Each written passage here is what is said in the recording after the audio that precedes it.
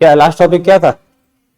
Henry's law, right? Okay, तो Henry's law एक बार और डिस्कस करके उसके ऊपर थोड़ा सा प्रॉब्लम करके फिर आगे चलेंगे, ठीक है?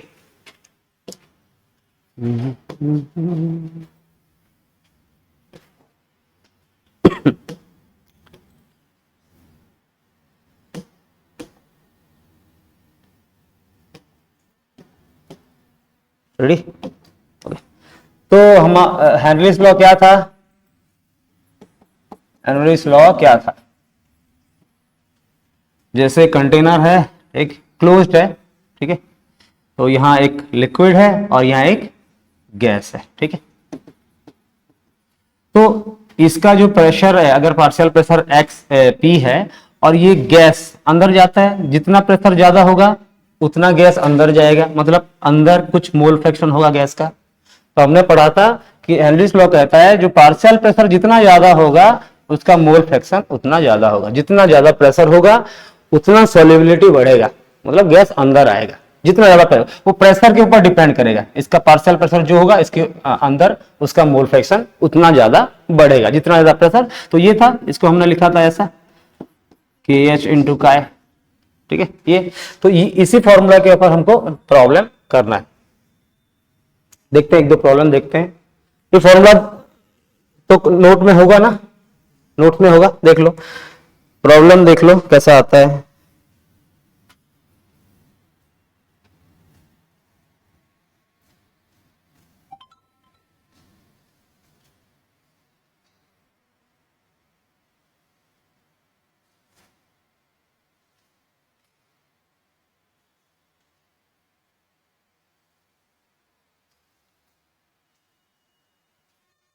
ओके, क्वेश्चन है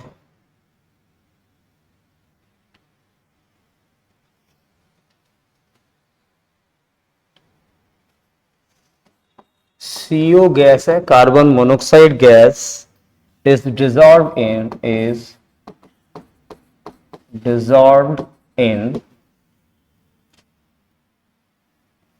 H2O, मतलब water at 25 degree centigrade and 0.010 atm pressure देके रखा है, ठीक है। और बोल रहा है Henry's law constant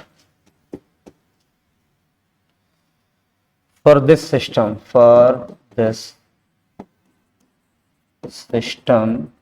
is 5.80 into 10 to the power 4 atm mole fraction of the gas H, option दिया है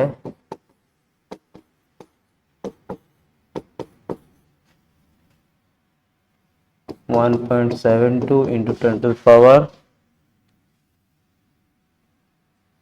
-7, 8.28 into 10 to the power -7, 0.99 and 0.01। देखते हैं।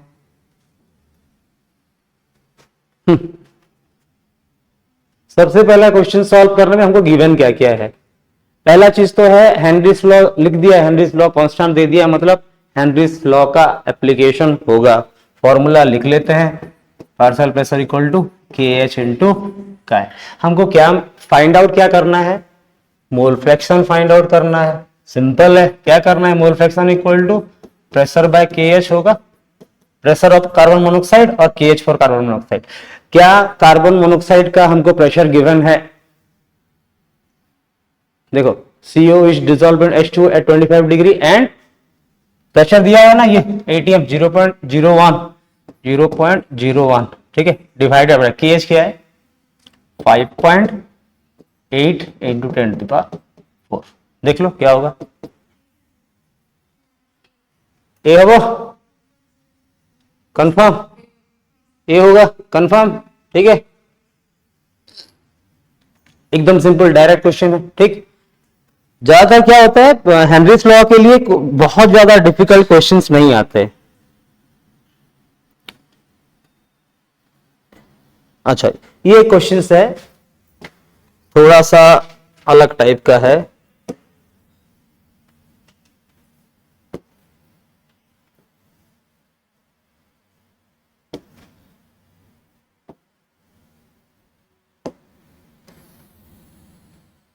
ये एक हमको ग्राफ गिवन है, ठीक है।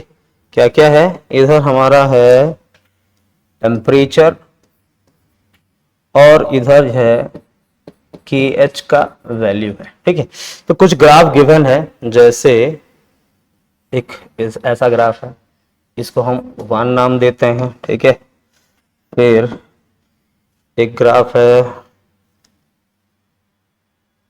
ऐसा ग्राफ है जिसको हम 2 नाम देते हैं। फिर एक और ग्राफ है ऐसा, जिसको हम 3rd नाम देते हैं। और एक ग्राफ है लाइक ये IV है, ठीक। तो ये पूछ रहा है, क्वेश्चन बोल रहा है variation of KH versus temperature, ये दिया है। तो कौन सा करेक्ट, कौन सा है, विच वन इज करेक्ट बताना होगा, ठीक। ऑप्शन ABCD है, ठीक है। एकदम पूरा 1 2 3 4 देखते हैं।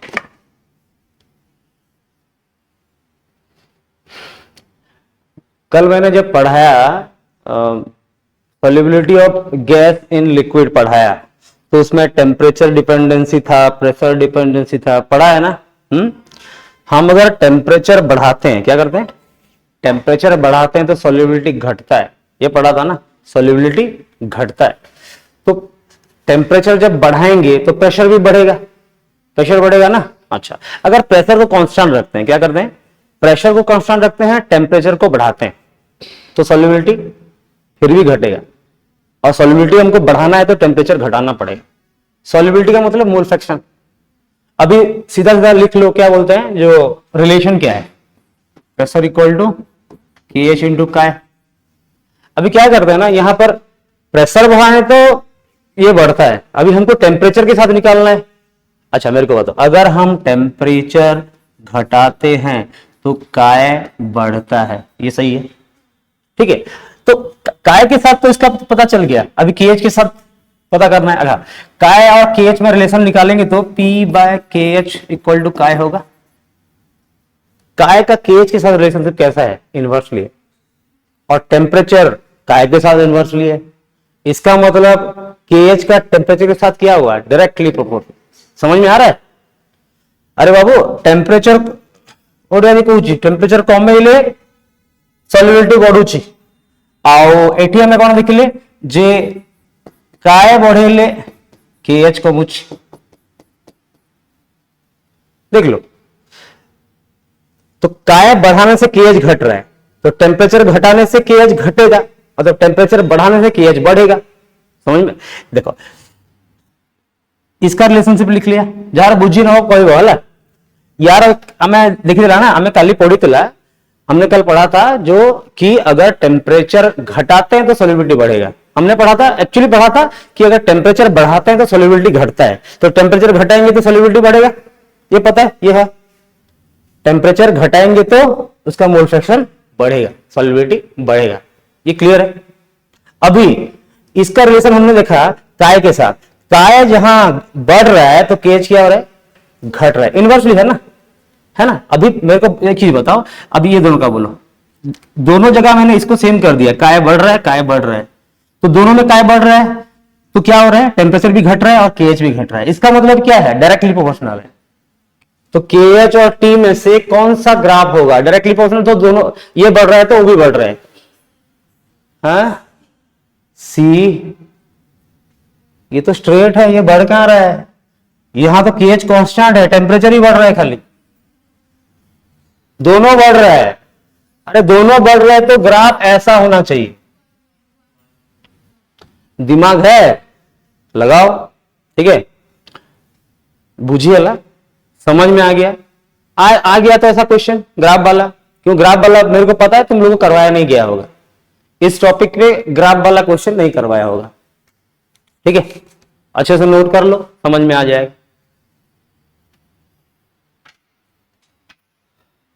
इसको अगर और सही तरीके से लिखना है तो लिख देता हूं ऐसे कि हमको तो पता है जो टेम्परेचर जो होता है, temperature is inversely proportional to chi, होता है ना। ठीक है, या फिर हम ऐसा कर देते हैं, दोनों में रिलेशन से निकालना है तो chi is inversely proportional to temperature and chi is also inversely proportional to K H. इसका मतलब दोनों जिससे इनवर्सली प्रोपोर्शनल है ये दोनों डायरेक्टली प्रोपोर्शनल होंगे। ठीक, इसका मतलब अगर तुम लिखो ऐसा, काय इक्वल टू हो जाएगा 1/T इंटू 1/KH। इसको अगर करो, अगर इसको कांस्टेंट रख लो तो T into KH as a constant हो जाएगा। इसका मतलब T is inverse directly proportional to KH हो जाएगा। इससे अगर समझ में नहीं आ रहा तो ये, वैसे इसका जरूर, मेरे ख्याल से इसका जरूरत नहीं है, समझ में आ गया होगा ये वाला।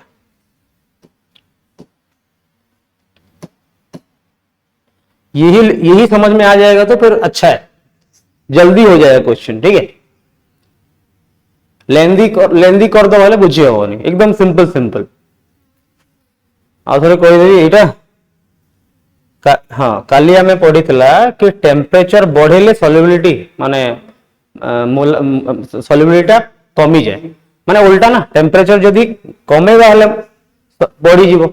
एबे ए जो रिलेशन रे कौन देखुछ, जदि आमे काय को बढ़ेबा हेले केएच कमुची, एठी भी काय बढ़ुची, एठी भी काय बढ़ुची, काय बढ़िले ये भी कमुची, काय बढ़िले ये भी कमुची, ता माने ए दिटा डायरेक्टली प्रोपोर्शनल अछंती।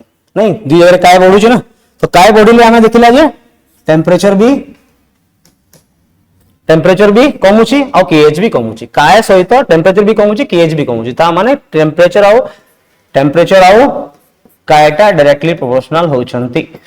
ठीक, जदि डायरेक्टली प्रोपोर्शनल होउछंती एमते ग्राफ आसीबो। ठीक,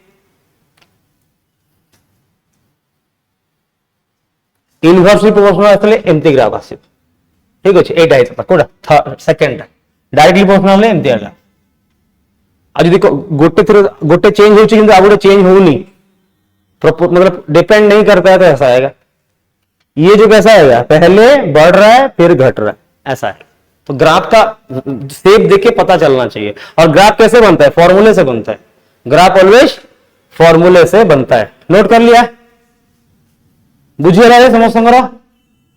देखो प्रैक्टिस न करो बुझी हम जाकि पढ़ी मुझे भी कहूँ तुम पाखे सबके पास एनसीईआरटी बुक है, एक टॉपिक पढ़ा जाके पूरा एनसीईआरटी रीड करो लाइन बाय लाइन, तब समझ में आएगा। जितना बार एनसीईआरटी पढ़ोगे उतना बार एक नया चीज समझ में आएगा। आज तक तुम लोग एनसीईआरटी बुक ध्यान देके पढ़े नहीं हो, क्योंकि इंटरेस्टिंग नहीं होता है ना, बहुत सारा टेक्स्ट होता है, छोटे छोटे जो क्या होते हैं फॉन्ट्स होते हैं, बहुत कलरफुल नहीं होता है ना। एक सस्ता सा बुक होता है, एकदम रंग बिरंगा बुक हो तो अच्छा लगता है नहीं क्या। वही तुम्हारा एसेट है, पढ़ना है तो एनसीईआरटी पढ़ो, वही बजा सकता है तुम लोग। चले आगे,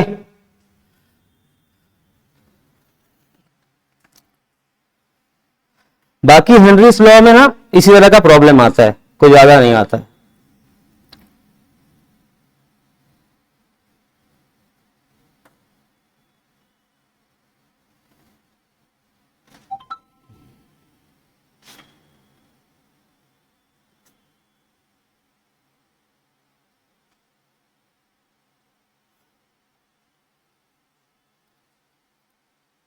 ओके, अभी आ जाते हैं एप्लीकेशन ऑफ हेनरीज लॉ में।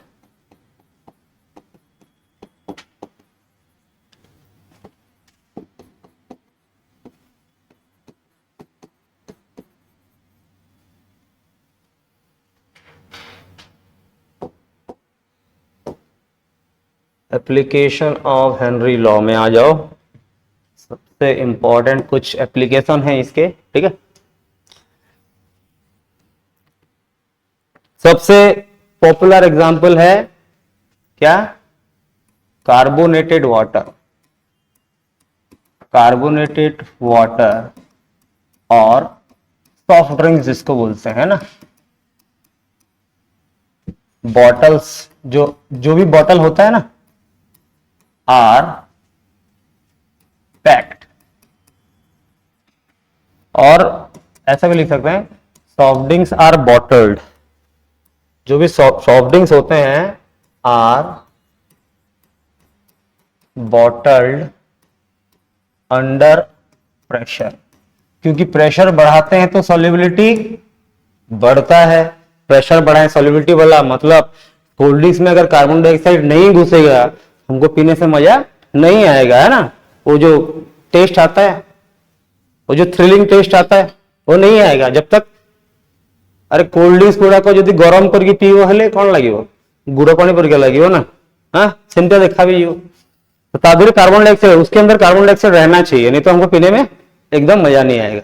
होता क्या है कि ये जो कार्बन डाइऑक्साइड जो होता है, जब वो पानी के अंदर डालते हैं तो ये एक एसिड बना लेता है। एक एसिड जो एक वीक एसिड होता है, उसका नाम है ये H2CO3 उसका नाम है, जिसका नाम है कार्बोनिक एसिड।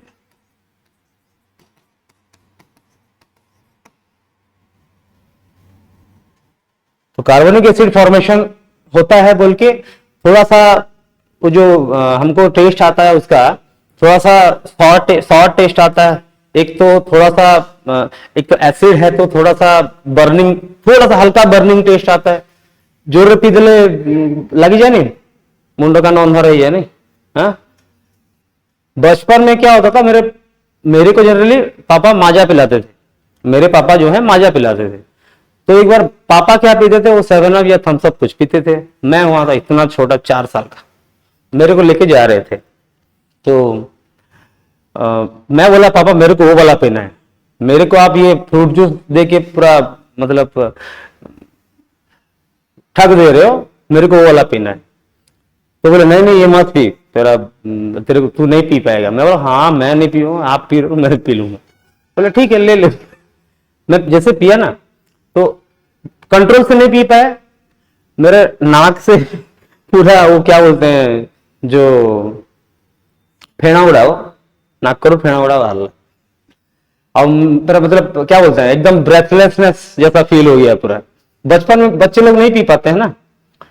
तो मेरे पापा बोले अच्छा लगा बढ़िया से। तो कार्बोनिक एसिड बच्चों के लिए नहीं है, ठीक है, छोटे बच्चों को नहीं पीना चाहिए। दूसरा एप्लीकेशन, अच्छा मेरे को एक चीज बताओ, हमको पता है ना पानी के अंदर एक्वाटिक एनिमल्स एंड प्लांट्स जितने मतलब रहते हैं, है ना। तो उनके अंदर से उनको कार्बन डाइऑक्साइड और वाटर मिलता है ना। तो मेरे को बताओ किस टेम्परेचर में वो लोग कंफर्टेबल होंगे, हाई टेम्परेचर में लो टेम्परेचर में? उनको ऑक्सीजन कब अच्छे से मिलेगा? क्या होता है ऑक्सीजन जो और कार्बन डाइऑक्साइड दोनों वाटर में डिजोल्व फॉर्म में रहता है, बहुत कम रहता है लेकिन रहता है। तो अगर गर्मियां होंगी, अंदर का टेम्परेचर ज्यादा होगा तो सॉल्युबिलिटी घट जाएगा। अरे टेम्परेचर बढ़ाओ तो गैस निकल आता है बाहर ना। अगर टेम्परेचर कम है तो सॉल्युबिलिटी ज्यादा रहेगा तो उनको अच्छे से ऑक्सीजन मिलेगा। तो aquatic animals and plants, aquatic animals are more comfortable in lower temperature, है ना। इसका एक एप्लीकेशन है that aquatic animal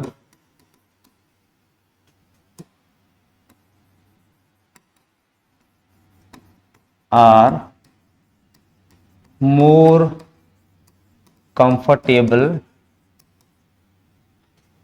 at lower temperature due to the fact that solubility of oxygen in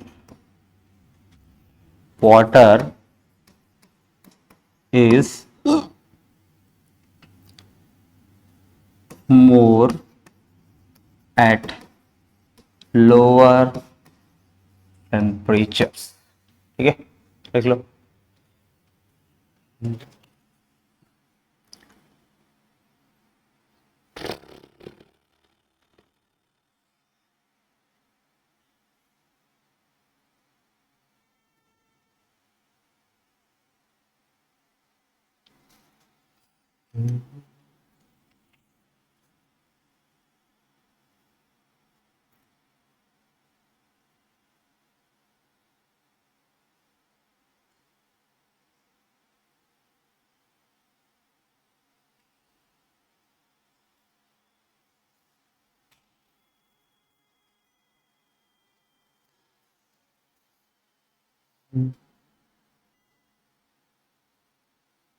लिख लिया?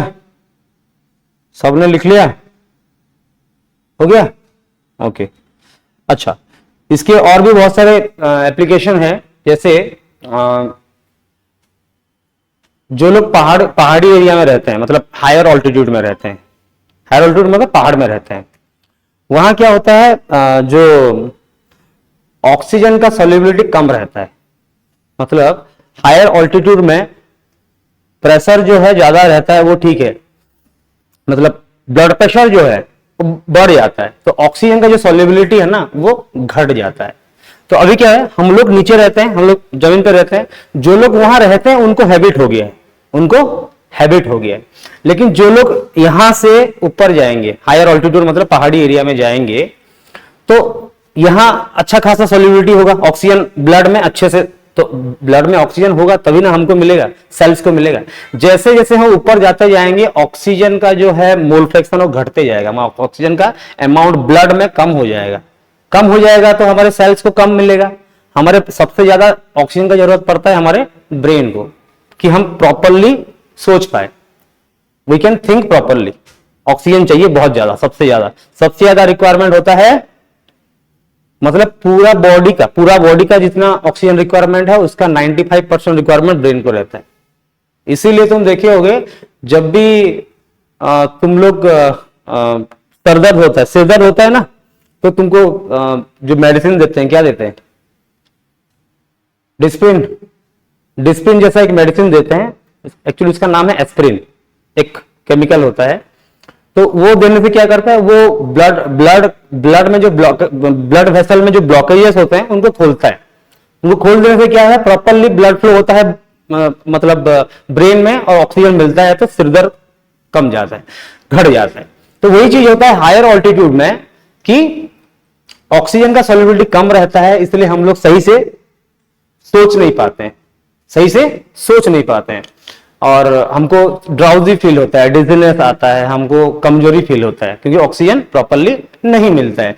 प्रॉपरली ऑक्सीजन नहीं मिलेगा तो रेस्पिरेशन भी प्रॉपरली नहीं हो पाएगा। रेस्पिरेशन नहीं होगा तो हमको जो एनर्जी मिलता है एटीपी के फॉर्म में, कितने एटीपी मिलते हैं एक रिएक्शन में, बायोलॉजी में पढ़ा नहीं है क्या?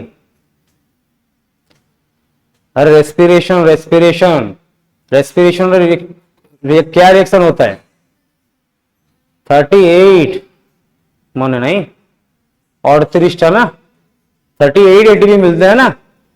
एक ग्लूकोज मॉलिक्यूल जब ऑक्सीजन के प्रेजेंस में कार्बन डाइऑक्साइड और वाटर बनता है, उसके साथ कुछ एनर्जी भी रिलीज होता है ना, वो रिएक्शन नहीं पढ़ा है क्या?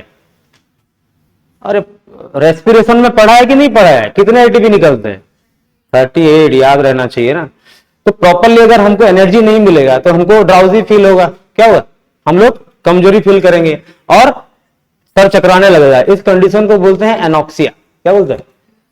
तो याद रखना है, ये एक मेडिकल कंडीशन है, लिख लो सब, कि at higher altitudes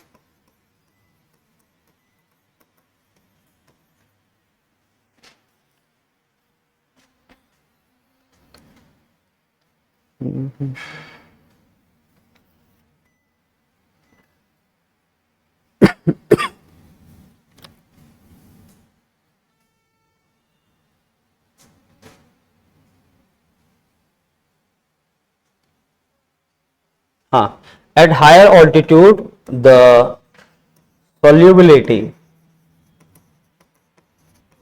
of oxygen is less, due to which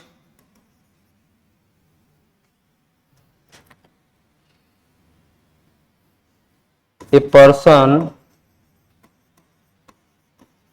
has to carry oxygen cylinders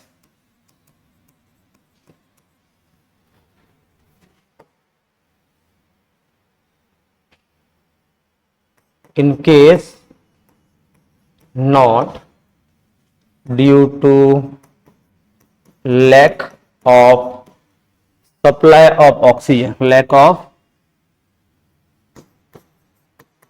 supply of oxygen,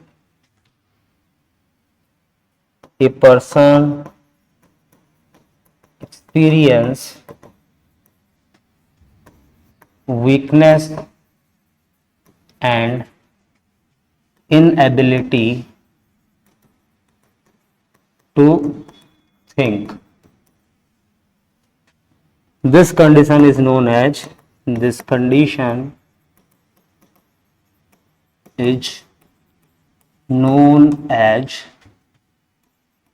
anoxia.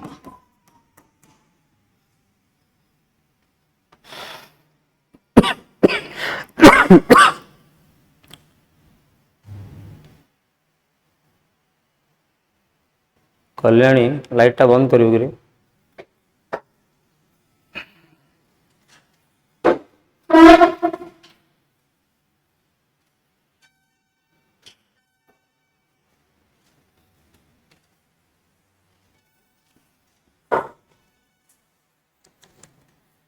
देखा तो जाओ जो ठीक ठाक।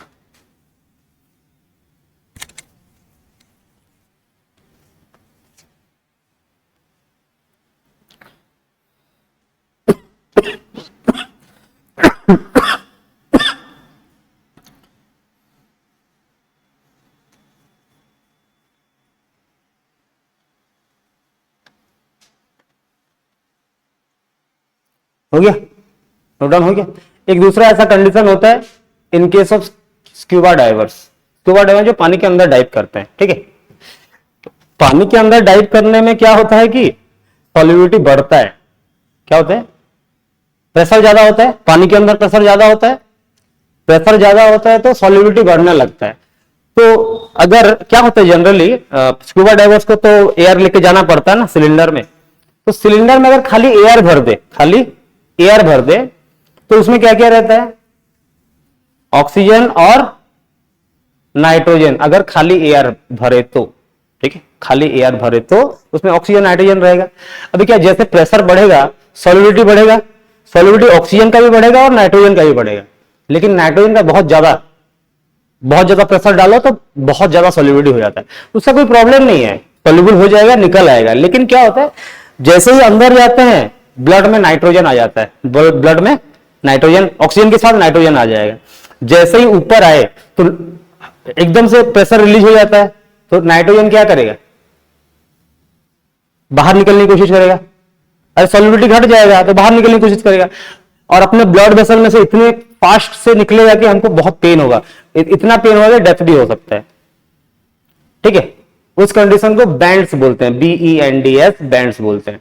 तो इसको अवॉइड करने के लिए हम क्या करते हैं, जो सिलेंडर हम लेके जाते हैं नॉर्मल एयर नहीं डालते हैं, उसमें ऑक्सीजन और नाइट्रोजन को डाइल्यूट करते हैं हीलियम के साथ। हीलियम का सॉल्युबिलिटी होता है लेकिन बहुत कम होता है। अगर सॉल्युबिलिटी कम होगा तो निकलेगा भी कम, और सॉल्युबिलिटी बहुत ज्यादा हो जाएगा, नाइट्रोजन अंदर चला जाएगा फिर निकल जाएगा अच्छे से, बहुत स्पीडली निकलेगा, बहुत फास्ट निकलेगा। तो हमको दर्द होगा, अपने जो भी छोटे छोटे कैपिलरीज तो फट भी जाएंगे, मर जाएंगे ऐसे। तो उस कंडीशन में बोलते हैं बैंड्स बोलते हैं, ठीक है। इसको लिख लिया। हाँ चलो नेक्स्ट पॉइंट। कितना नंबर है? 4th। ओके, 4th में इन case of scuba diverse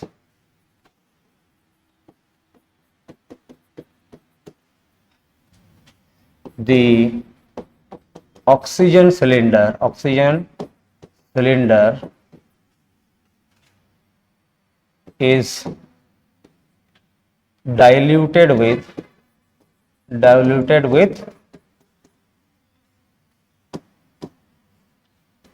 with helium in order to lower the solubility of nitrogen gas in blood.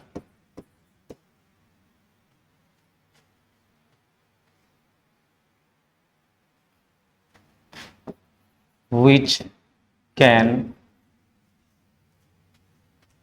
lead to a medical condition known as bends. ठीक है,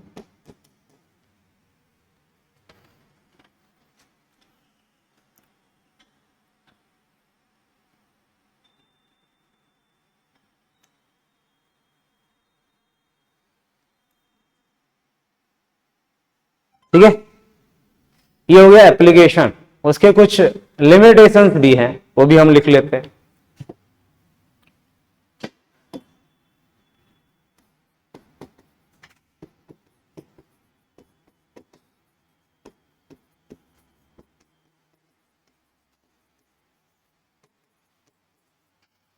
तो ये जो limitations होता है, क्या होना चाहिए? देखो, पहला चीज कि जो हम गैस को डिसॉल्व कर रहे हैं, पहली चीज तो है गैस अंदर जाके केमिकली रिएक्ट नहीं करना चाहिए। नहीं तो हेनरीज लॉ, अरे एक बार प्रेशर दे दिए तो गैस अंदर चला गया, और गैस अंदर जाके केमिकल रिएक्ट कर लिया, रिएक्ट करते रुक जाएगा ना, प्रेशर रिलीज करेंगे वापस आया क्या? नहीं आएगा। तो हेनरी लॉ तो बोलता है प्रेशर दोगे तो सॉल्युबिलिटी बढ़ेगा, प्रेशर घटाओगे तो सॉल्युबिलिटी घट जाएगा, लेकिन यहां तो घटेगा ही नहीं क्योंकि अंदर जाके रिएक्ट कर लिया। जैसे अमोनिया केस में बोला था, हाँ, that the gas should not react with the solvent और लिक्विड, जो भी बोलो। जैसे कि ये एमोनिया के लिए एप्लीकेबल नहीं होगा, HCl के लिए एप्लीकेबल नहीं होगा, क्योंकि ये लोग तो रिएक्ट कर लेते हैं, है ना, केमिकल रिएक्शन हो जाएगा, नए कंपाउंड बन जाएंगे, जुड़ जाएंगे तो छोड़ेंगे नहीं। दूसरा, हेनरीज लॉ एप्लीकेबल होने के लिए प्रेशर बहुत ज्यादा नहीं होना चाहिए, टेम्परेचर बहुत कम नहीं होना चाहिए। द प्रेशर जो है, pressure should not be too high and temperature should not be too लो।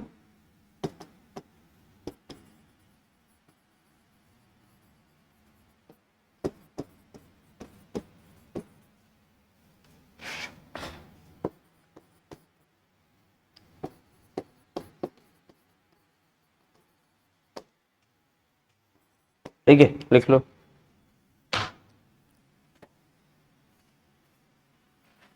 और एक कंडीशन में काम नहीं करता है, जब मॉलिक्यूल्स के बीच में इक्विलिब्रियम बन जाए। इक्विलिब्रियम एक बार बन गया तो ना इधर से जाएगा एक गैस अंदर जाएगा, ना एक गैस बाहर आएगा। इक्विलिब्रियम बन गया तो हेनरीज लॉ काम नहीं करेगा। ठीक है, लिख लो, इसको लिख लो।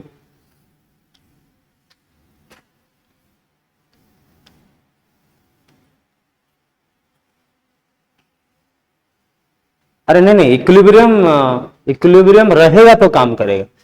दोनों बोथ डायरेक्शन में मूव कैसे कर सकता है इक्विलिब्रियम? मैंने गलत बोला। इक्विलिब्रियम रहेगा तो ये इधर भी जा सकता है, उधर भी जा सकता है। हाँ, अगर मॉलिक्यूल इक्विलिब्रियम, एक गैस यहां आता है,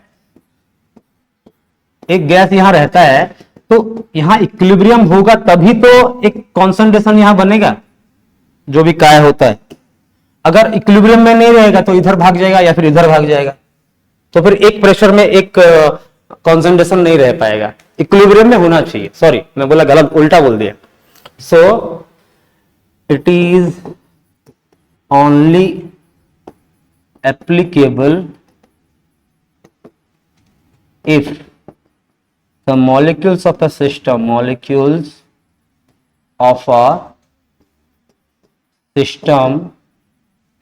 are in a state of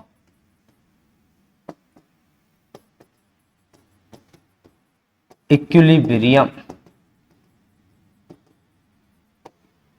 ये थ्योरी पार्ट है ना, थोड़ा बोरिंग है, थ्योरी पार्ट पे याद रखना पड़ता है। और हम लोग केमिस्ट्री पढ़ रहे हैं, फिजिक्स में थ्योरी ज्यादा नहीं होता है, बायोलॉजी में थ्योरी होता है, केमिस्ट्री में दोनों होता है।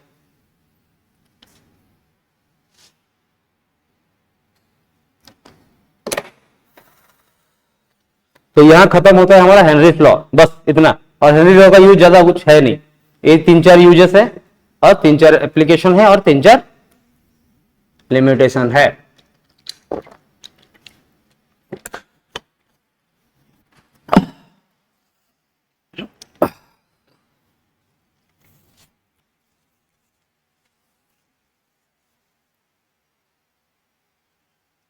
ओके डन, आगे बढ़े। अभी जो सेकेंड टॉपिक क्या है, नेक्स्ट टॉपिक क्या है, सॉरी हेनरीज लॉ के बाद क्या था? क्या था? हाँ, वेपर प्रेशर था, यस।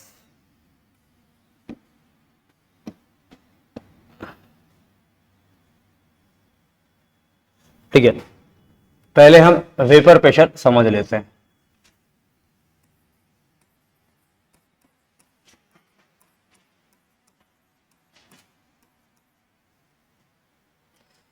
सबसे पहले वेपर प्रेशर समझना बहुत इंपॉर्टेंट है। व्हाट इज वेपर प्रेशर, क्या होता है? अच्छा मेरे को एक चीज बताओ, इवापोरेशन का मतलब समझ में आता है? इवापोरेशन,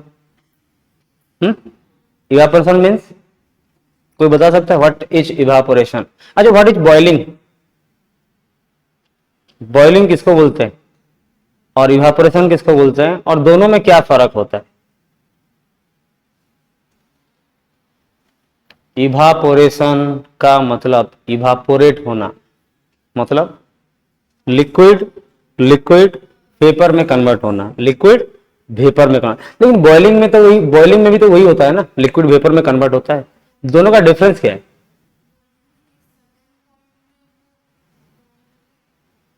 हाँ सोच के बताओ, सोच के बताओ। दोनों में होता है, दोनों में वेपर में कन्वर्ट होता है। बॉइलिंग करने से भी होता है और इवापोरेशन भी होता है। अरे इवापोरेशन नहीं होता तो कपड़े सूखते क्या कभी? गीले कपड़े कभी सूखते क्या? हमने डाल दिया, पानी कहां गया? सूख गया ना। सूख गया मतलब उड़ गया। कैसे उड़ा? उसको हीट देना पड़ा, हमको हीट देना पड़ा, वो नॉर्मली उड़ जाएगा। यही प्रॉब्लम होता है। तुम लोग को पढ़ाया जाता है, तुम लोग याद रखते नहीं हो। बेसिक चीजें अगर नहीं पता है तो एडवांस चीजें कभी समझ भी नहीं पाओगे। पहले डिफरेंस आना चाहिए कि बॉइलिंग वो होता है, बॉइलिंग का मतलब बॉइलिंग होता है बॉइलिंग पॉइंट में, उस हायर टेम्परेचर में होता है। अभी इसको मैं खोल के ऐसे छोड़ दूंगा इधर, ठीक है, छोड़ दिया। मैं पानी का लेवल मार कर दूंगा आज का, कल देखूंगा लेवल वही रहेगा कि घट गया होगा। घट गया है, घट जाएगा कि बढ़ जाएगा, कि उतना ही रहेगा?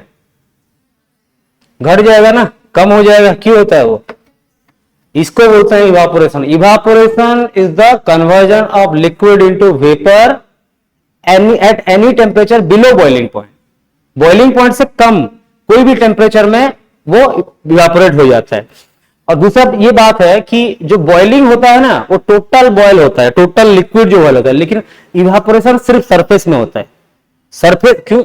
अभी एक लिक्विड में, एक लिक्विड अगर रहेगा, मेरे को एक चीज बताओ, यहां जो पार्टिकल है प्लस जो ऊपर पार्टिकल है, ठीक है, मेरे को एक चीज बताओ, इसके ऊपर फोर्स ऑफ अट्रैक्शन कहां से लग रहा है? ऊपर से, इधर से, इधर से, इधर से, इधर से, इधर से, हर जगह से फोर्स ऑफ अट्रैक्शन लग रहा है, लग रहा है ना? अंदर जो पार्टिकल है चारों तरफ से गिरे हुए हैं, लिक्विड है। वाटर का ही बात कर लो, वाटर मॉलिक्यूल एक दूसरे को अट्रैक्ट करते हैं, इसलिए तो साथ रहते हैं, ठीक है ना? ठीक है, उनका फोर्स ऑफ अट्रैक्शन बहुत कम होता है, इसलिए हम हाथ से भी उसको अलग कर सकते हैं, है ना? तो अभी बोलने का मतलब जो अंदर पार्टिकल है उसको चारों तरफ से अट्रैक्शन है, लेकिन जो सरफेस में है उनको खाली नीचे से अट्रैक्शन मिल रहा है, ऊपर से मिल रहा है क्या? तो सब पे लूजली बाउंड होते हैं सरफेस वाले मॉलिक्यूल्स, है ना। सरफेस में जो लिक्विड के मॉलिक्यूल्स होते हैं, सॉल्वेंट के मॉलिक्यूल, उनमें सबसे ज्यादा फोर्स ऑफ अट्रैक्शन कम रहता है, इसलिए वो लोग सरफेस छोड़ सकते हैं किसी भी टेम्परेचर में, रूम टेम्परेचर में भी छोड़ते रहेंगे, ठीक है। पूरा एयर टाइट करेंगे तभी। फिर भी याद रखो, फिर भी अगर मैं इसको पूरा टाइट भी करता हूं, पूरा फुल टाइट कर देता हूं और इसको छोड़ देता हूं, क्या इसके वेपर बनेंगे या नहीं बनेंगे? बनेंगे, इस एरिया में रहेंगे, इस एरिया में रहेंगे, है ना, वेपर तो बनेंगे, है ना। हाँ, क्या होगा, ज्यादा अगर वेपर कन्वर्ट होने लगे, एक पॉइंट आएगा और वेपर में कन्वर्ट नहीं होंगे, लेकिन खुला खुला रखा होगा तो इवापोरेट होते जाएंगे, होते जाएंगे, होता जाए। क्यों जब मैंने यहां एक क्लोज किया तो मैंने एक प्रेशर डाला, एक प्रेशर के बाद इवापोरेशन रुक जाएगा, इक्विलिब्रियम में आ जाएगा। किसके किसके बीच में इक्विलिब्रियम रहेगा? वेपर और लिक्विड के बीच में, वेपर और लिक्विड के बीच में। तो वेपर तो अभी भी बन रहा है, अभी मैंने बंद किया तो वेपर बनना स्टार्ट किया, वेपर बनेगा बनेगा बनेगा, एक टाइम आएगा जब इक्विलिब्रियम में आ जाएगा, तब जितने वेपर बन रहे हैं उतने लिक्विड बन रहे हैं। माने rate of evaporation is equal to rate of condensation. Condensation मतलब वेपर लिक्विड में कन्वर्ट होना। हम देखते हो ना, चावल बनाते टाइम ढक देते हैं तो लिक्विड ऊपर में लग जाता है ना, पानी, वो जो, अरे जो बर्तन से ढकते हो उसको उल्टा के देखोगे तो वहां पानी लग जाता है ना, वो कंडेंस हो जाता है, मतलब जाता है, टकराता है और पानी बन जाता है। इसका मतलब जाके टकराएगा तो एक प्रेशर बिल्ट होगा। प्रेशर कैसे कैसे बनता है? जब वेपर मॉलिक्यूल जाके टकराते हैं, कहां? अपने साथ टकराते हैं और वॉल में टकराते हैं, तो एक प्रेशर क्रिएट होता है। लेकिन उस प्रेशर को हम वेपर प्रेशर नहीं बोलेंगे जब तक इक्विलिब्रियम ना आएगा। जब तक एक क्लोज कंटेनर में ये वेपर कन्वर्ट होते होते होते होते होते होते एक ऐसा पॉइंट आएगा कि जितने वेपर बन रहे हैं उतने कंडेंस हो रहे हैं, मतलब एक इक्विलिब्रियम होगा। किससे किसके बीच में? वेपर एंड लिक्विड के बीच में। मतलब वेपर फेज और लिक्विड फेज के अंदर जो इक्विलिब्रियम होगा, तब जो प्रेशर रहेगा, तब इसका जो प्रेशर रहेगा, उस प्रेशर को हम क्या बोलेंगे? वेपर प्रेशर बोलेंगे। उससे पहले हम वेपर प्रेशर नहीं बोलेंगे। हो सकता है कि प्रेशर हो लेकिन वो कम होगा। एक पर्टिकुलर टेम्परेचर और पर्टिकुलर प्रेशर में एक पर्टिकुलर वेपर प्रेशर लिक्विड का रहता है। प्रेशर टेम्परेचर चेंज करेंगे तो बढ़ सकता है। अभी टेम्परेचर, इसको गर्म करने लगे तो और ज्यादा बॉइलिंग होगा। टेम्परेचर बढ़ा है तो ये लिक्विड और अच्छे से छोड़ेंगे तो वेपर प्रेशर बढ़ेगा। टेम्परेचर बढ़ रहा है तो वेपर प्रेशर बढ़ रहा है। ठीक है, समझ में आ रहा है? समझ बुझी लगी कौन हो प्रोसेसटा। जिते बेले आमे गोटे लिक्विड को एमतिया ओपनली रखिबा से इवापोरेट ही सॉरी सॉरी जीव, बट आम यदि क्लोज करदेवा, क्लोज करवा तो इवापोरेशन स्टार्ट हम ये जाकि मॉलिक्यूल गुड़ाक रही कि इवापोरेशन चलथिबो, इवापोरेशन चलथिबो। तो गोटे पॉइंट एमती आसीबो कि ये वेपर फेज और लिक्विड फेज भितर गोटे इक्विलिब्रियम हो जिवो। इक्विलिब्रियम केते होबो? जेतबे rate of evaporation will be equal to rate of condensation. तो वेपर प्रेशर काको कहबा? The pressure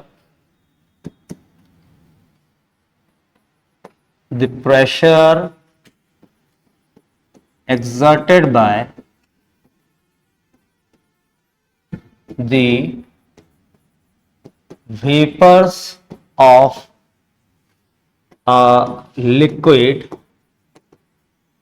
on its surface at equilibrium. तो पहला चीज है वेपर, मतलब इवापोरेशन एक सरफेस फेनोमेनन, सरफेस से ऑलवेज होता है। इधर साइड से इवापोरेशन नहीं हो सकता, इधर से इवापोरेशन नहीं होगा, खाली ये ऊपर से होगा, ऊपर से सरफेस फेनोमेनन रहता है। दूसरा बात ये क्या है, वेपर प्रेशर इक्विलिब्रियम पे वो डिपेंड करता है। ये इक्विलिब्रियम कौन सा है? जब rate of evaporation is equal to rate of condensation होता है।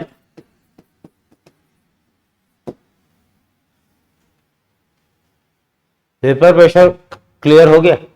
सबको समझ में आ गया?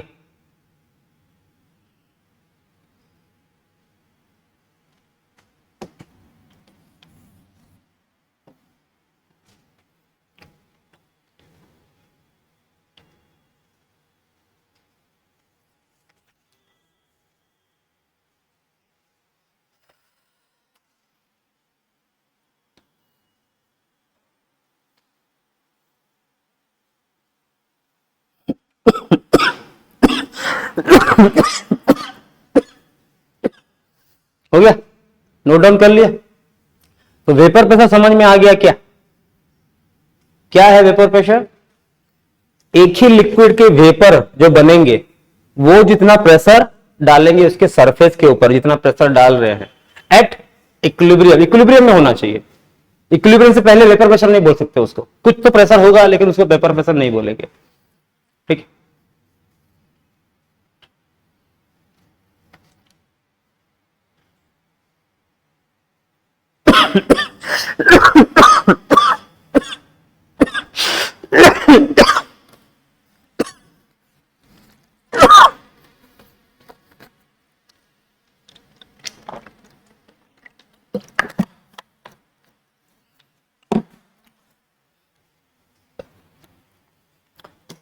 अच्छा, एक और डेफिनेशन लिखा हुआ यहां पर,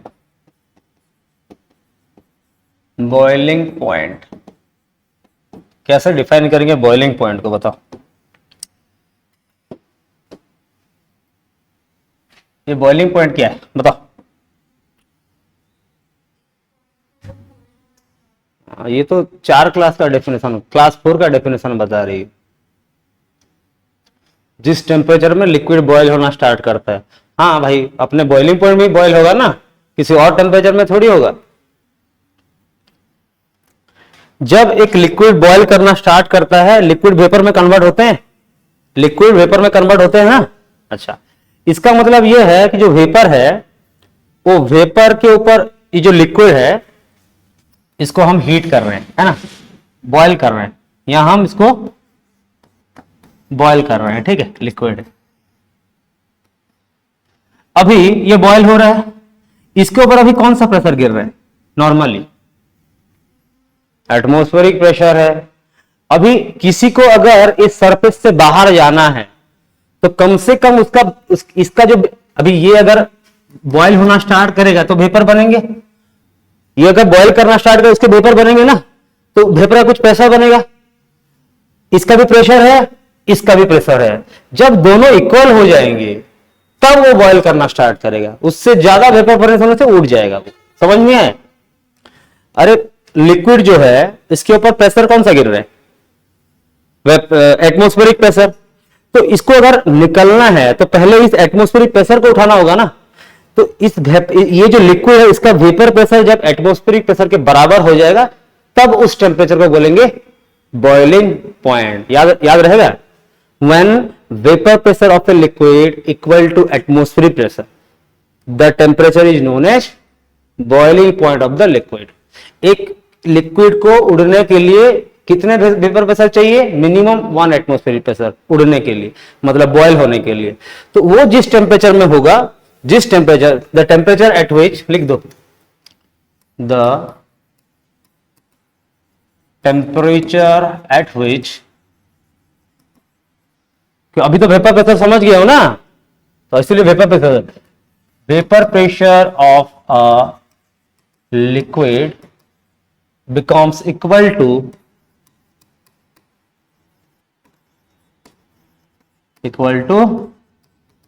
एटमॉस्फेरिक प्रेशर। एटमॉस्फेरिक प्रेशर कितना होता है? 1 atm या 1 बार के बराबर होता है।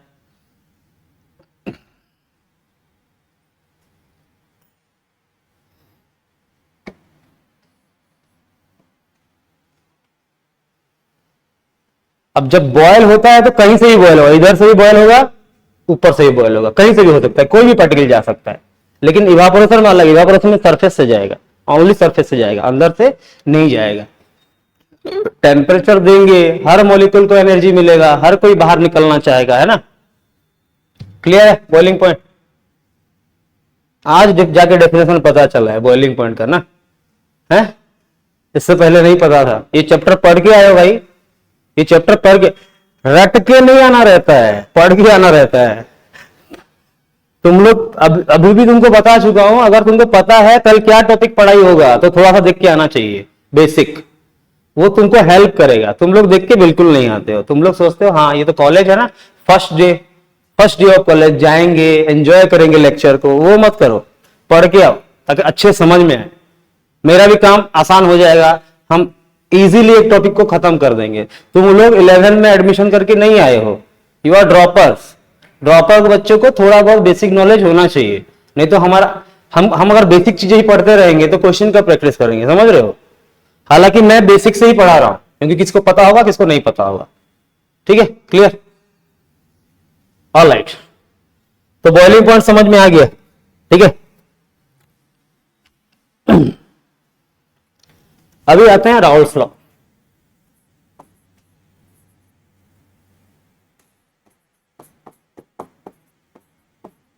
राउल्स लॉ किसके लिए एप्लीकेबल होता है बोलने से पहला चीज तो यह है, अभी अब तक हम पढ़ चुके हैं solid and liquid, gas and liquid. अभी हम पढ़ेंगे लिक्विड प्लस लिक्विड। एक लिक्विड को दूसरे लिक्विड में डालते हैं तो क्या होता है।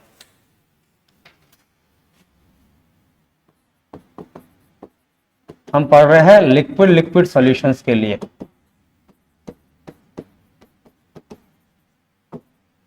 अच्छा, उससे पहले तुमको ये पता होना चाहिए कि एक जो सॉल्वेंट या सॉल्यूट है उसको वोलाटाइल कब बोलेंगे। What is meant by volatility. Volatile किसको बोलेंगे, एक सब्सटेंस को वोलाटाइल कब बोलेंगे, बताओ भाई। वोलाटाइल सब्सटेंस मतलब क्या है। वोलाटाइल ओडिया पढ़ुले रे उद्बायी पदार्थ कौन मन नहीं, लिक्विड नहीं, सॉलिड भी जाइए, लिक्विड भी जाइए, एनी सब्सटेंस। हम तो यहाँ लिक्विड लिक्विड पढ़ रहे हैं। जनरली क्या होता है कि जो लिक्विड होते हैं ना वो जनरली इवापोरेट कर जाते हैं, सॉलिड थोड़ी करता है। सॉलिड में कुछ करते हैं जो सबलाइमेबल होते हैं, जैसे कि कर्पूर होता है, कैंपर होता है, उसको छोड़ दो। अभी हमारे हिसाब से हर लिक्विड का वेपर बन सकता है, कोई भी लिक्विड। अभी पानी का पता होगा तो उसका वेपर प्रेशर कम होगा, क्यों, क्योंकि उसका बॉइलिंग पॉइंट ज्यादा है। बॉइलिंग पॉइंट ज्यादा है ना तो वेपर कम बनेंगे उसके। अरे अबे रूम टेम्परेचर कितना है, 25 डिग्री से 30 डिग्री होगा, तो इसमें ज्यादा वेपर निकलेंगे कि 100 डिग्री में ज्यादा निकलेंगे कि 50 डिग्री में ज्यादा निकलेंगे। जरूर 50 डिग्री में ज्यादा वेपर बनेंगे, क्योंकि temperature is directly proportional to vapour pressure. याद रखो क्या होता है, ऑलवेज याद रखो। यहां बताता हूं मैं कि टेम्परेचर बढ़ रहा है इसका मतलब वेपर प्रेशर बढ़ रहा है। ये पहला पॉइंट याद रखना, टेम्परेचर बढ़ाएंगे तो वेपर प्रेशर ऑलवेज बढ़ेगा, क्यों, ज्यादा टेम्परेचर देंगे तो ज्यादा बॉयल होगा, है ना, ज्यादा वेपर बनेंगे, ज्यादा वेपर बनेंगे तो ज्यादा प्रेशर। ठीक है। अच्छा, अगर हम बॉइलिंग पॉइंट को ज्यादा रखते हैं, बॉइलिंग पॉइंट बहुत ज्यादा है मतलब वो इवापोरेट कम टेम्परेचर में नहीं होता है, हायर टेम्परेचर में होगा। हायर टेम्परेचर में होगा तो लोअर टेम्परेचर में कम वेपर बनेंगे, कम वेपर बनेंगे तो वेपर प्रेशर कम बनेगा। अगर बॉइलिंग पॉइंट ज्यादा है तो वेपर प्रेशर, समझ में आ रहा है कि जी बुझी पारुछु नाई तो चेहरा देखले कन्फ्यूज लगुच से पचारुच बुझी पारुछु ना नाई बोली, बुझी न पारे पचार तू 10 थर पचारे 10 थर कहबी है कि, बट डाउट क्लियर करके जाना इधर से। एक बात, टेम्परेचर बढ़ाया तो वेपर प्रेशर बढ़ेगा क्योंकि वेपर ज्यादा बनेंगे। अरे टेम्परेचर बढ़ाया तो ज्यादा वेपर बनेंगे, ज्यादा वेपर प्रेशर बनेगा ज्यादा। उस तरह बॉइलिंग पॉइंट अगर किसी का ज्यादा है, किसी लिक्विड का बॉइलिंग पॉइंट, जैसे वाटर जल्दी वेपर में कन्वर्ट होगा कि पेट्रोल, पेट्रोल उड़ी जाए ना। तुम अभी देखो पानी को इधर रखना है ऐसे, पानी को एक थोड़ा सा पानी को यहां ऐसा रखना और एक में पेट्रोल रखना, तुमको ज्यादा ठंड कहां महसूस होगा, पेट्रोल में, क्योंकि पेट्रोल जल्दी उड़ जाता है। और बचपन से हमको पढ़ाते आ रहे हैं evaporation causes cooling, evaporation causes cooling. Evaporation कैसे कर रहा है, ये बॉडी का टेम्परेचर लेके, तो बॉडी का टेम्परेचर को घटा रहा है। इवापोरेशन क्या करता है, बॉडी का टेम्परेचर को घटाता है। ठीक है, तो बॉइलिंग पॉइंट जिसका ज्यादा हो उसके वेपर कम बनेंगे तो वेपर प्रेशर कम बनेगा, जिसके बॉइलिंग पॉइंट कम है उसका वेपर प्रेशर क्या होगा, नहीं ज्यादा होगा। तो boiling point is inversely proportional to vapour pressure. ये इसका मतलब temperature is directly proportional to vapour pressure and boiling point is inversely proportional to vapour pressure. इतना नोट करना है, इतना एकदम याद रखना है। ठीक है।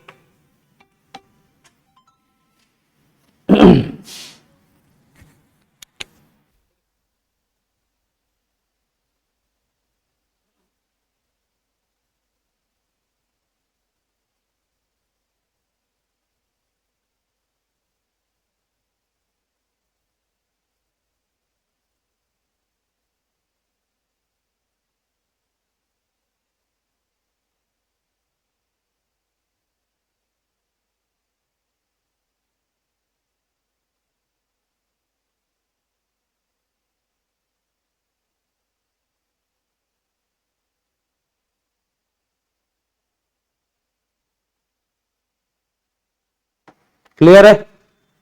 Doubt clear? समझ बुझिएला, सबको समझ में आया? तो अभी क्या कर रहे हैं हम लोग? राउल्स लॉ कर रहे हैं। राउल्स लॉ वो होता क्या है? लिक्विड लिक्विड सॉल्यूशंस के लिए होता है, दोनों लिक्विड होने चाहिए। क्या होना चाहिए? जैसे वाटर में अल्कोहल डाल दिया तो क्या होगा? वाटर में अल्कोहल डाल दिया, वाटर में कोई दूसरा सब्सटेंस डाल दिया जो कि क्या है? पोलर है, डाल दिया तो क्या होगा? क्योंकि हमको तो सॉल्यूशन बनाया तो पोलर में पोलर डालना पड़ेगा और नॉन पोलर में नॉन पोलर, ऐसे सॉल्यूशन बनाएंगे। पोलर में नॉन पोलर मिलेंगे तो नहीं होगा। ठीक है, तो राउल्स लॉ क्या बोलता है? जैसे एक कंटेनर लेते हैं, फिर से आ जाओ, 3D कंटेनर,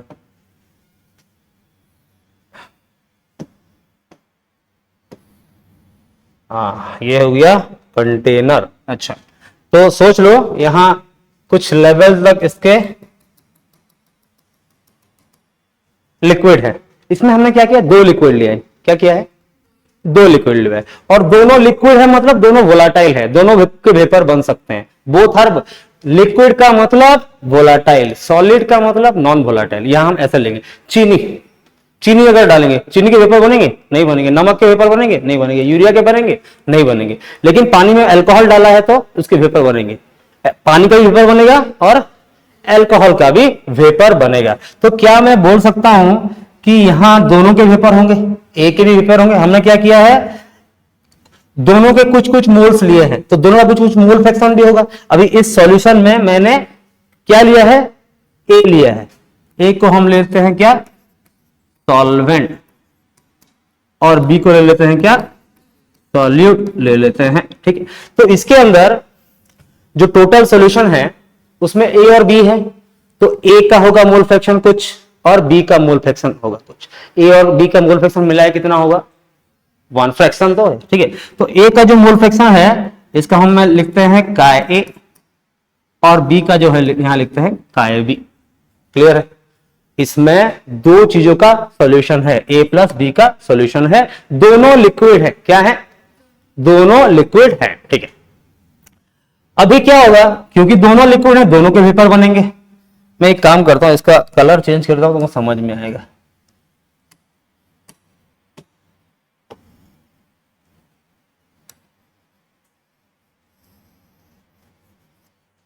एक को ब्लू कर देंगे, ए सॉल्वेंट का है ए, चलेगा? समझ में आ गया? दोनों का कलर अलग अलग हो गया।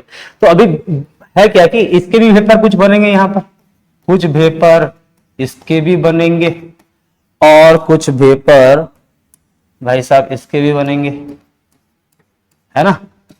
किसका ज्यादा बनेगा किसका कम बनेगा वो बात की बात है, लेकिन वेपर दोनों के बनेंगे। तो प्रेशर कौन एग्जर्ट करेगा? दोनों एग्जर्ट करेंगे। इसका भी प्रेशर होगा, तो टोटल जो प्रेशर होगा, हमने पढ़ा था ना Dalton's law of partial pressure, अगर दो चीजों का वेपर है तो total pressure is equal to होगा इसका पार्शियल प्रेशर प्लस उसका पार्शियल प्रेशर। हम क्या करते हैं, यहां लेते हैं पीए, ये होता है वेपर प्रेशर ऑफ ए, या फिर पार्शियल प्रेशर ऑफ ए लेते हैं, वही वेपर प्रेशर ही है ना? जो भी प्रेशर है वो वेपर का प्रेशर है ना, तो हम इसको ले सकते हैं partial pressure of A. Clear है? तो इसका मतलब यहां पार्शियल प्रेशर लगता है किसका? ए का, पीए। तो मैं लिख देता हूं यहां, यह है पीए है और प्लस क्या है? पीबी है, जो मिलके होता है पीटी, टोटल प्रेशर बनता है। टोटल जो प्रेशर है इस कंटेनर में, जो भी प्रेशर है वो कहां कहां से आता है? ए से भी आता है और बी से भी, क्योंकि दोनों वोलाटाइल हैं, दोनों के वेपर बन रहे हैं। क्लियर है? और जो हम पीबी जो लिख रहे हैं, PB equal to partial pressure of B होता है। इतना समझ में आएगा? और काय बी क्या होता है? Mole fraction of be in solution. Solution में मोल फ्रैक्शन ऑफ बी है। उसी तरह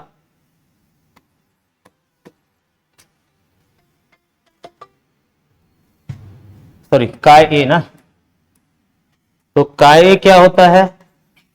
this is mole fraction of A in solution. ठीक है क्या? ये दोनों ये चारों चीजें समझ में आ गया कौन क्या क्या है। अभी और दो चीज जानना है। अगर क्या करूं मैं इसको पूरा खाली कर दूं, क्या करूं इसको खाली कर दूं और इसमें खाली ए भर्ती कर दूं, क्या करूं? तो किसके वेपर बनेंगे? खाली ए के वेपर बनेंगे। तो हो जाएगा वेपर प्रेशर ऑफ प्योर ए, खाली प्योर, इसको पी नॉट ए बोलेंगे। क्या बोलेंगे? मतलब अगर मैं पी नॉट ए लिखता हूं इसका मतलब क्या है? वेपर प्रेशर ऑफ प्योर ए, नहीं क्या प्योर ए, जब वहां पर और कोई नहीं है, क्या है? सिर्फ याद रखो, तुमको अगर ऐसा लग रहा होगा सर कितना ए लेंगे जो उसका वेपर प्रेशर, वो लिक्विड के अमाउंट से फर्क नहीं पड़ता है। वेपर प्रेशर एटमॉस्फेरिक प्रेशर के ऊपर डिपेंड करता है। मैं इतना लिक्विड ले रहा हूं जितना वेपर प्रेशर बनेगा, इतना ले रहा हूं उतना ही बनेगा। हाँ बहुत कम लूंगा तो उतना प्रेशर तो बन ही नहीं पाएगा, सब इवापोरेट हो जाएंगे तो भी नहीं बन पाएगा, वो अलग बात है। क्यों? एडिक्वेट अमाउंट लेंगे लिक्विड, मतलब ऐसा है कि अगर मैं ऐसा करता हूं, ये मत समझना है, इसमें इतना लिक्विड ले रहा हूं और ऐसा ले रहा हूं, एक कंटेनर चेंज करके इतना लिक्विड ले रहा हूं, या एक कंटेनर चेंज करके इतना लिक्विड ले रहा हूं, तो मैं पूछूंगा किसका वेपर प्रेशर ज्यादा होगा, तो क्या बोलोगे? अगर टेम्परेचर प्रेशर को कांस्टेंट रखता हूं तीनों का वेपर प्रेशर सेम होगा। कंटेनर के साइज के ऊपर डिपेंड नहीं करता है। हाँ इतना लिक्विड होना चाहिए। हाँ अगर मैं ऐसा ले लेता हूं, बड़ा सा लेता हूं, इसमें इतना लिक्विड लेता हूं, तब वो तो सब इवापोरेट हो जाएगा, लेकिन अगर प्रेशर बन नहीं पाएगा, उतना प्रेशर बन नहीं पाएगा, लोअर प्रेशर बनेगा, तब तो वेपर प्रेशर नहीं बोल सकते, वो कम होगा। लेकिन अगर एडिक्वेट अमाउंट है तो वेपर प्रेशर सेम बनेगा। ठीक है? तो मैं पीए कितना लेता हूं, पीबी कितना लेता हूं, उससे फर्क नहीं, अमाउंट से फर्क नहीं पड़ता है। ठीक है?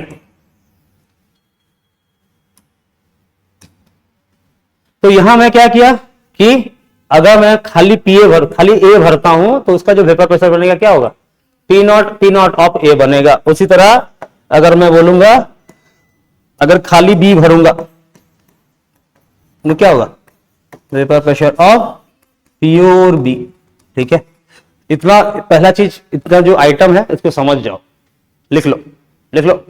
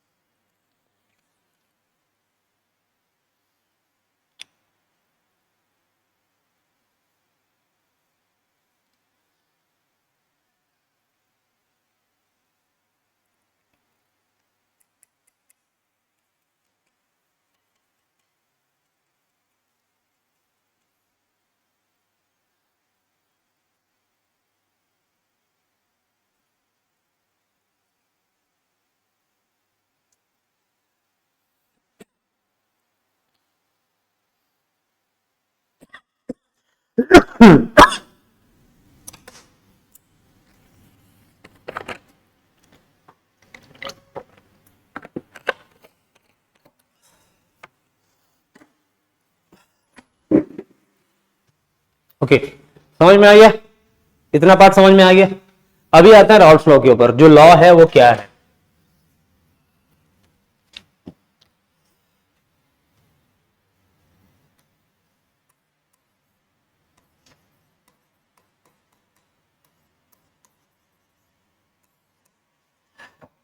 यहां पर हमने देखा कि दोनों लिक्विड हैं, इसका मतलब इसको हम ऐसा बोल सकते हैं क्या कि Raoult's law containing volatile solute. Solute भी वोलाटाइल है ना, अगर इसमें चेंज नहीं होता तो नॉन वोलाटाइल सॉल्यूट। सॉल्यूट जो है यहां पर बी जो है वो वोलाटाइल, सॉल्वेंट तो वोलाटाइल होगा ही होगा, एक तो लिक्विड होना चाहिए ना, एक तो लिक्विड होना चाहिए, वो तो वोलाटाइल है ही है, लेकिन ये भी वोलाटाइल है ना। अगर ये वोलाटाइल नहीं होता तो प्रेशर बनता नहीं है ना। तो इसको हम ऐसा लिख सकते हैं, Raoult's law liquid liquid solution जो बोल रहे हैं उसको हम ऐसा लिख सकते हैं, Raoult's law for solution containing volatile solute, volatile,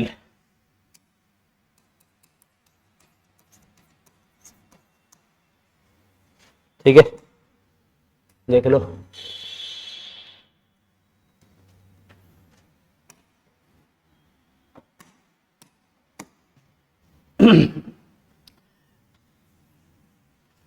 अभी राहुल साहब बोलते हैं कि ये दोनों का वेपर प्रेशर बन रहा है, इसका भी वेपर प्रेशर, इसका भी। जरूरी तो नहीं कि दोनों इक्वल होंगे बोल के, इक्वल हो भी सकते हैं, इक्वल नहीं भी हो सकते हैं, जो भी हो। जितना पार्शियल प्रेशर इसका होगा उतना ज्यादा इसका मोल फ्रैक्शन होगा। इसका प्रेशर ज्यादा होगा तो मतलब ये जो प्रेशर, ये पार्शियल प्रेशर डिपेंड करेगा किसके ऊपर, मोल फ्रैक्शन के ऊपर। इसका मतलब partial pressure of any component in the solution is directly proportional to the mole fraction of the component in the solution. बाहर कितना प्रेशर है वो डिपेंड करेगा अंदर कितना मोल फ्रैक्शन है। जितना अंदर होगा उतना ज्यादा प्रेशर बनेगा, उसी तरह बाहर जितना प्रेशर होगा अंदर उतना। अरे हमने तो पढ़ लिया है ना, जो सॉल्युबिलिटी होता है, ए का सॉल्युबिलिटी कब बढ़ता है, जब प्रेशर ज्यादा होता है। ये हेनरीज लॉ जैसा ही है। हेनरीज लॉ क्या बोलता है, mole fraction is directly proportional to partial pressure. वो क्या होता था, दूसरा गैस होता था, लेकिन एक उसी का गैस है, उसी का गैस है, उसी का ही वेपर है। वहां पर होता क्या था, पानी में हम कार्बन डाइऑक्साइड डाल रहे हैं, यहां पर क्या कर रहे हैं, पानी के साथ अल्कोहल लिया है, तो पानी का अलग वेपर प्रेशर है और अल्कोहल का वेपर प्रेशर अलग है। दोनों का जो वेपर प्रेशर है किसके ऊपर डिपेंड कर रहा है, उनका मोल फ्रैक्शन के ऊपर डिपेंड कर रहा है। ये जो बोल रहे हैं कौन, राहुल साहब बोल रहे हैं। क्या बोल रहे हैं, दी वेपर प्रेशर और पार्शियल प्रेशर, हम इसको पार्शियल प्रेशर बोल रहे हैं क्योंकि पार्ट प्रेशर है ना। द पार्शियल प्रेशर ऑफ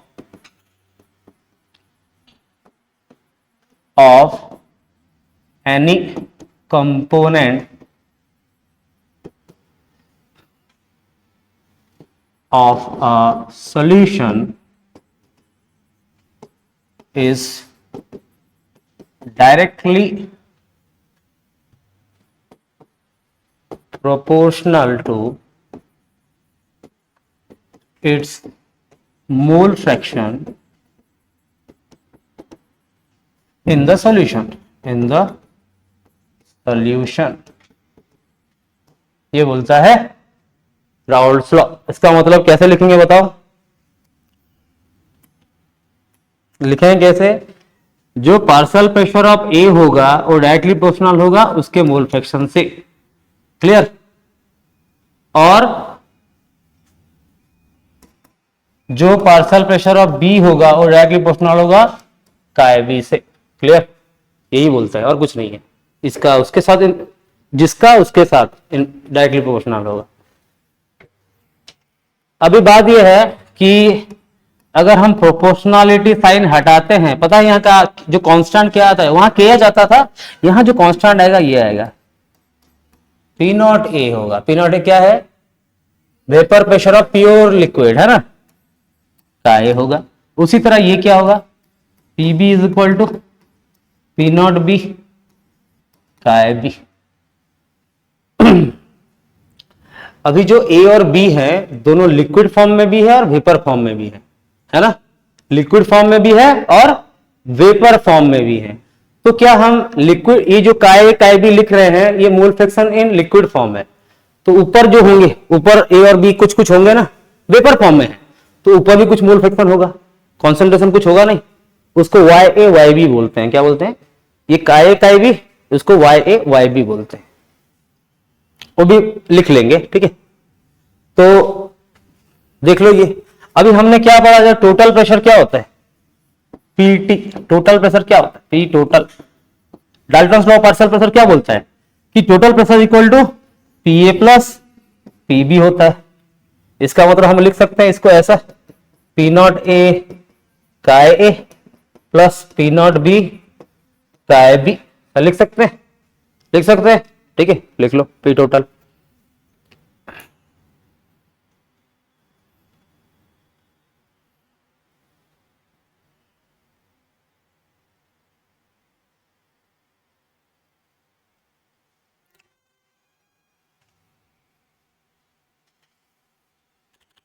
किसी का भी मोल फ्रैक्शन ए का दिया है, बी कैसे निकालोगे? 1 से माइनस कर दोगे, निकल जाएगा, ये तो पता है ना।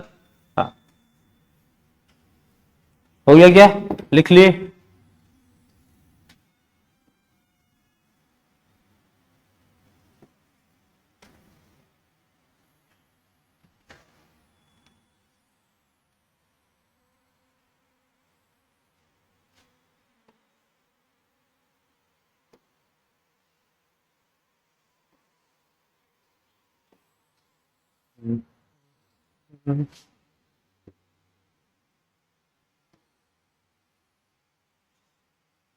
तो अभी देख लो, इसको थोड़ा चेंज करते हैं।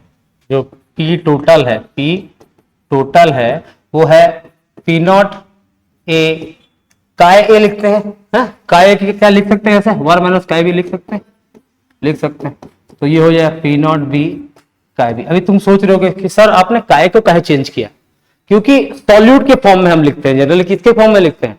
सॉल्यूट के फॉर्म में लिखते हैं, इसलिए सॉल्यूट का मोल फ्रैक्शन डाला है मैंने। पानी में अल्कोहल डाला है, चीनी डाला है, जो भी डाला है ना, उसका मोल फ्रैक्शन था। सॉल्यूट के फॉर्म में लिखते हैं क्योंकि बाद में पता चलेगा क्यों सॉलिड के फॉर्म में लिखते हैं। तो इसको लिख सकते हैं ऐसे, P nought A minus P nought B, sorry P nought A काय बी, ये होगा, plus P nought B chi B, ऐसा होगा। अभी इसको मैं क्या करूंगा, थोड़ा चेंज कर दूंगा। देखो इसको मैं P नॉट ए रखा, ये प्लस को इधर ले आऊंगा, मतलब P nought B chi B हो गया, माइनस P नॉट ए काय बी, चेंज कर दिया खाली। अभी क्या कुछ कॉमन जाएगा? P nought A plus chi B जाएगा ना कॉमन, काय बी कॉमन जाएगा, by P nought B minus P nought A, ऐसा होगा। ठीक है, तो इसको याद रखने का एक तरीका देखो, इसका अगर फॉर्मूला किसी को याद नहीं आता है क्या होता है बोलिए, तो ये देखो, ये ए बी बी ए, इसको बोलते ना अब्बा, अब्बा बापा, है ना, अब्बा बोल के याद रखना। एक बार और ए बी बी भी हो सकता है, उल्टा दूं तो ए बी भी हो सकता है। इसको याद रखने के लिए कि पी नॉट का ए आएगा, काय का बी आएगा, पी नॉट का बी आएगा, और ये खाली फॉर्मेट याद रख लो कि this plus this into this minus this, और अब्बा ए बी क्या डालना है, फॉर्मूला याद रखने का तरीका है। तो इसको याद रखना है, P total is equal to, इसको काय ए फॉर्म में भी कर सकते हैं। इसको क्या करेंगे, इसको 1 माइनस काय ए कर सकते हैं, ठीक है ना, किसी के फॉर्म में हो सकता है। अरे कुछ नहीं है, अगर तुमको दिया भी है, काय भी दिया है, काय ए दिया है, सोच लो काय ए दिया है, यही फॉर्मूला यूज करना। क्या करना, 1 माइनस कर देना तो काय भी निकल जाएगा। काय अगर दिया है तो भी ये फॉर्मूला यूज कर सकते हो। क्लियर है?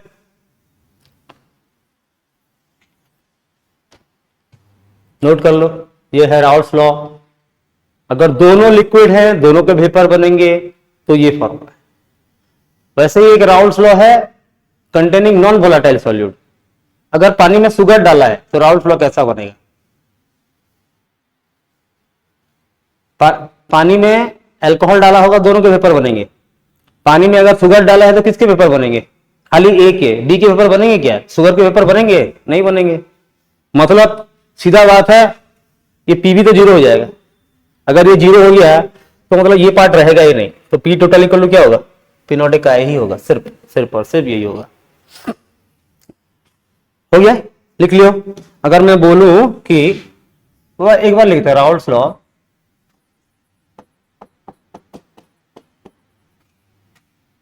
फॉर containing solution containing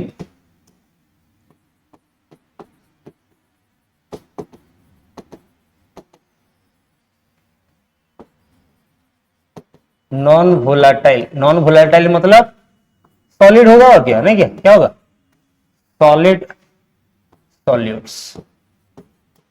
तो इसके लिए अगर हम करते हैं तो सीधा बात है, बना लो। इसके अंदर तुमने ए भी डाला है और बी भी डाला है, या ये तो होगा काय ए प्लस काय बी तो होगा, ये तो होगा। लेकिन बात यह कि इसके वेपर नहीं बनेंगे, क्योंकि ये क्या है, ए जो है वो वोलाटाइल है क्योंकि लिक्विड है, और बी क्या है, नॉन वोलाटाइल है। क्यों? क्योंकि वो सॉलिड है ना। तो इसके वेपर बनेंगे नहीं, तो यहां जितने भी वेपर बनेंगे किसके बनेंगे, सब क्या बनेंगे, मतलब ये पी नॉट ए हो जाएगा। क्या हो जाएगा, पी नॉट ए हो जाएगा। हाँ, ये अलग बात है कि अगर हम एक चीज बताओ, खाली अगर ए रहता, यहां पर खाली अगर ए रहता तो जितने वेपर बनते, क्या अब हमने बी डाल दिया है तो उतने वेपर बनेंगे क्या, कम बनेंगे ज्यादा बनेंगे? अरे पानी रे, खाली पानी रखुଛ तार वेपर प्रेशर गोटे थी, किसी गोटे वेपर प्रेशर हम ता चीनी मिसेला पर वेपर अधिका बनिबो ना कम बनिबो, कम। कौन भाई, वाई? अरे vapour is an surface phenomena कही देना। एबे धरी दिए, समझ जाओ, पहले समझ जाओ। इसमें अगर हमने खाली ए डाला है तो सरफेस में क्या होगा, खाली ए होंगे, खाली ए होंगे। सोच लो जितने भी हैं, तो इसमें से इसके वेपर बन रहे हैं, बहुत सारे बन रहे हैं, है ना। सरफेस के सारे वेपर बना रहे हैं, ठीक है। सब प्रणाली कितना, 1 2 3 4 5 6 7 8 9 10 11 12 13 14, ले लो 14 जो मॉलिक्यूल्स हैं वो वेपर बना रहे हैं। अगर खाली है, प्योर ए, अगर क्या है, प्योर ए है, तो यहां जो वेपर बनेंगे किससे बनेंगे, सिर्फ ए के बनेंगे, ठीक है, बन रहे। अभी बात यह है कि अगर जब चीनी मिला लिया, अब वेपर किसके बनेंगे, अब भी सिर्फ ए के ही बनेंगे, क्योंकि वोलेटाइल ए ही है ना, बीच के थोड़ी बनेंगे। लेकिन यहां सरफेस पे अभी होगा क्या कि ए तो होंगे, इसके सरफेस पे ए तो होगा होगा होगा होगा, लेकिन बीच बीच में बी भी तो आएगा, है ना, बीच बीच में बी भी तो आएगा, आएगा कि नहीं आएगा? 1 2 3 4, है ना। अभी कितने उड़ेंगे, बी तो उड़ेगा नहीं, ए उड़ेगा खाली। कितने बी उड़े, वहां 14 उड़ रहे थे, यहां कितना उड़ रहे, 4 माइनस कर दो, 8 उड़ेंगे, 8 मॉलिक्यूल्स उड़ेंगे, है ना। तो वेपर 14 के ज्यादा बनेंगे कि 8 के? अब 14 अधिका मॉलिक्यूल जो अधिका वेपर प्रेशर होगा, इसके तो 8 जा रहे हैं, ये तो जाएंगे नहीं क्योंकि ये तो शुगर है ना, जाएंगे नहीं। तो इसका मतलब वेपर प्रेशर, जब भी हम किसी वोलाटाइल सॉल्वेंट में नॉन वोलाटाइल सॉल्वेंट मिलाते हैं तो उसका वेपर प्रेशर घटता है घटता है घटता है, ठीक है। जितने बेले भी मन रखियो जे गोटे लिक्विड रे नॉन वोलाटाइल माने सॉलिड जिनस मिसौछ ताय वेपर प्रेशर कोन हो माने बॉइलिंग पॉइंट बढ़ी जीवो, सेटा में पढ़िबा elevation in boiling point, elevation in boiling point वही पढ़ेंगे हम लोग, ठीक है। क्यों बॉइलिंग पॉइंट बढ़ जाता है, क्यों बढ़ जाता है? क्योंकि भाई इवापोरेट सारे होते नहीं है, इवापोरेट सारे नहीं होते हैं तो वेपर प्रेशर कम जाता है, घट जाता है। वेपर प्रेशर घटा तो बॉइलिंग पॉइंट बढ़ा, अभी पढ़ा था ना। हर एक स्लाइड को इंपॉर्टेंटली लो, हर एक चीज को पूरा पॉइंट, मैं जो भी पॉइंट यहां लिखा रहा हूं वो सब जरूरी है, बोल के समझा रहा हूं। बुक तो पढ़ो पढ़ो, यहां का पॉइंट पहले घर जाके पहले एक बार रिवाइज करना है, उसके बाद पढ़ना है बुक, ठीक है। और अगर ऐसा करोगे कि पहले से पढ़ लिया, थोड़ा सा देख लिया, तो यहां आके पूरा क्लियर हो जाएगा, कोई डाउट होगा तो पूरा क्लियर हो जाएगा, ठीक है। और एक चीज है, अगर YouTube वीडियो देखना है, कोई सब्जेक्ट के लिए YouTube वीडियो देखना है, ये क्लास लेके जाना, ये क्लास करके, अभी जैसे तुमको राउल्स लॉ पढ़ना है, कहीं पर देखना है वीडियो, सो देखने मना नहीं है, तुम लोग देख सकते हो, बहुत सारे टीचर्स हैं जो पढ़ाते हैं ऑनलाइन में, लेकिन ये वाला क्लास लेके जाना तो समझ पाओगे अच्छे से। वैसे डायरेक्ट अगर तुम सोचोगे कि अगर मैं तो क्लास में जाने वाला हूं, एक वीडियो देख लेता हूं, समझ में आ रहे हो, तो वहां का अप्रोच कुछ अलग होगा, यहां का अप्रोच कुछ अलग होगा। तुमको मैं इजी तरीके पढ़ा रहा हूं, हो सकता है कि कोई टीचर एडवांस का पढ़ा दे तो तुमको वहां समझ में नहीं आया होगा, यहां आओगे तुमको उल्टा लगेगा। तो एक तरीका बनाना है, अगर वीडियो देखना है तो पहले यहां का क्लास ले लो, उसके बाद क्यों यहां तुम डाउट पूछ सकते हो, वहां पूछ सकते हो क्या? नहीं पूछ सकते ना। तो समझ में आ गया? ये होता है। तो वेपर प्रेशर तो घटता है, ये तो पता चल गया कि जो अगर हम एक नॉन वोलाटाइल सॉल्यूट मिलाते हैं तो वेपर प्रेशर ऑलवेज डिक्रीज करता है। whenever we add non volatile solute to a volatile solvent the vapor pressure always decreases, इसका मतलब बॉइलिंग पॉइंट ऑलवेज इंक्रीजेस। खैर छोड़ो, राउल्स लॉ के बात कर रहे हैं। राउल्स लॉ बोलता है P nought sorry P A is directly proportional to chi A, clear है। तो P nought sorry P A is equal to P nought A into chi A, लेकिन क्योंकि बी के वेपर बन नहीं रहे हैं तो उसका यहां जो पार्शियल प्रेशर होगा खाली ए का होगा, बी का कुछ होगा नहीं, तो पीबी जो होगा ना वो जीरो होगा। अबे पीबी अगर जीरो है, पीबी अगर जीरो है तो P nought B chi B B zero होगा, क्योंकि पी नॉट ये होता है ना, P nought B is equal to P nought B chi B, ये होता है ना, ये सब जीरो है। क्योंकि अगर इसके वेपर बनेंगे नहीं तो ये वाला क्या होगा, जीरो होगा ना, ये वाला क्या होगा, जीरो होगा। ये बनेगा नहीं, मतलब यहां कुछ बनेगा नहीं, तो ये भी जीरो होगा और दोनों का मल्टीप्लीकेशन भी जीरो होगा। तो ये पार्ट तो था ही नहीं। अगर हम बोले कि प्रेशर टोटल अगर निकालना है तो ये तो पी ही होगा, जो कि है पी नॉट आ काय ए, और इसको ऐसा भी लिखते हैं पी नॉट आ 1 माइनस काय बी, ऐसा लिख सकते हैं। ठीक, ये नॉन वोलेटाइल सॉल्यूट के लिए। मतलब ये कैसा है तो इसको अगर देखोगे ये हेनरीज लॉ जैसा है, pressure is directly proportional to chi B. अगर के एच जो था वो पी नॉट ए के साथ इक्वल हो जाता है के एच, तो ये दोनों केस सेम हो जाएंगे। तो राउल्स लॉ हेनरीज लॉ के बराबर कब होगा, जब पी नॉट ए के एच के बराबर हो जाएगा। ठीक है, चलो नोट कर लो, हो गया है नोट।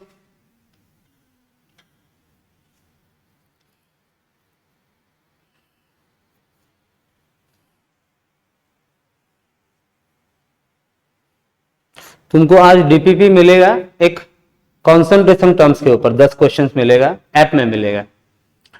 आज जो हमने पढ़ा है इसको अच्छे से पढ़ के आना, ताकि हम कल प्रॉब्लम करेंगे, सिर्फ प्रॉब्लम इसके ऊपर, राउल्स लॉ के ऊपर सिर्फ प्रॉब्लम करेंगे।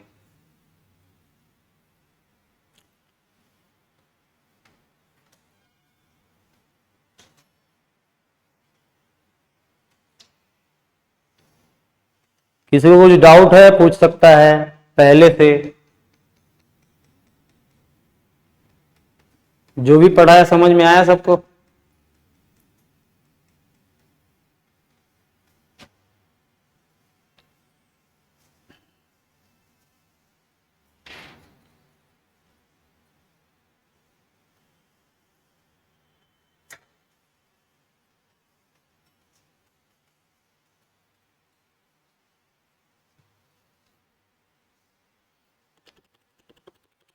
ओके, अब आते हैं नेक्स्ट टॉपिक। क्या था राउल्स लॉ के बाद?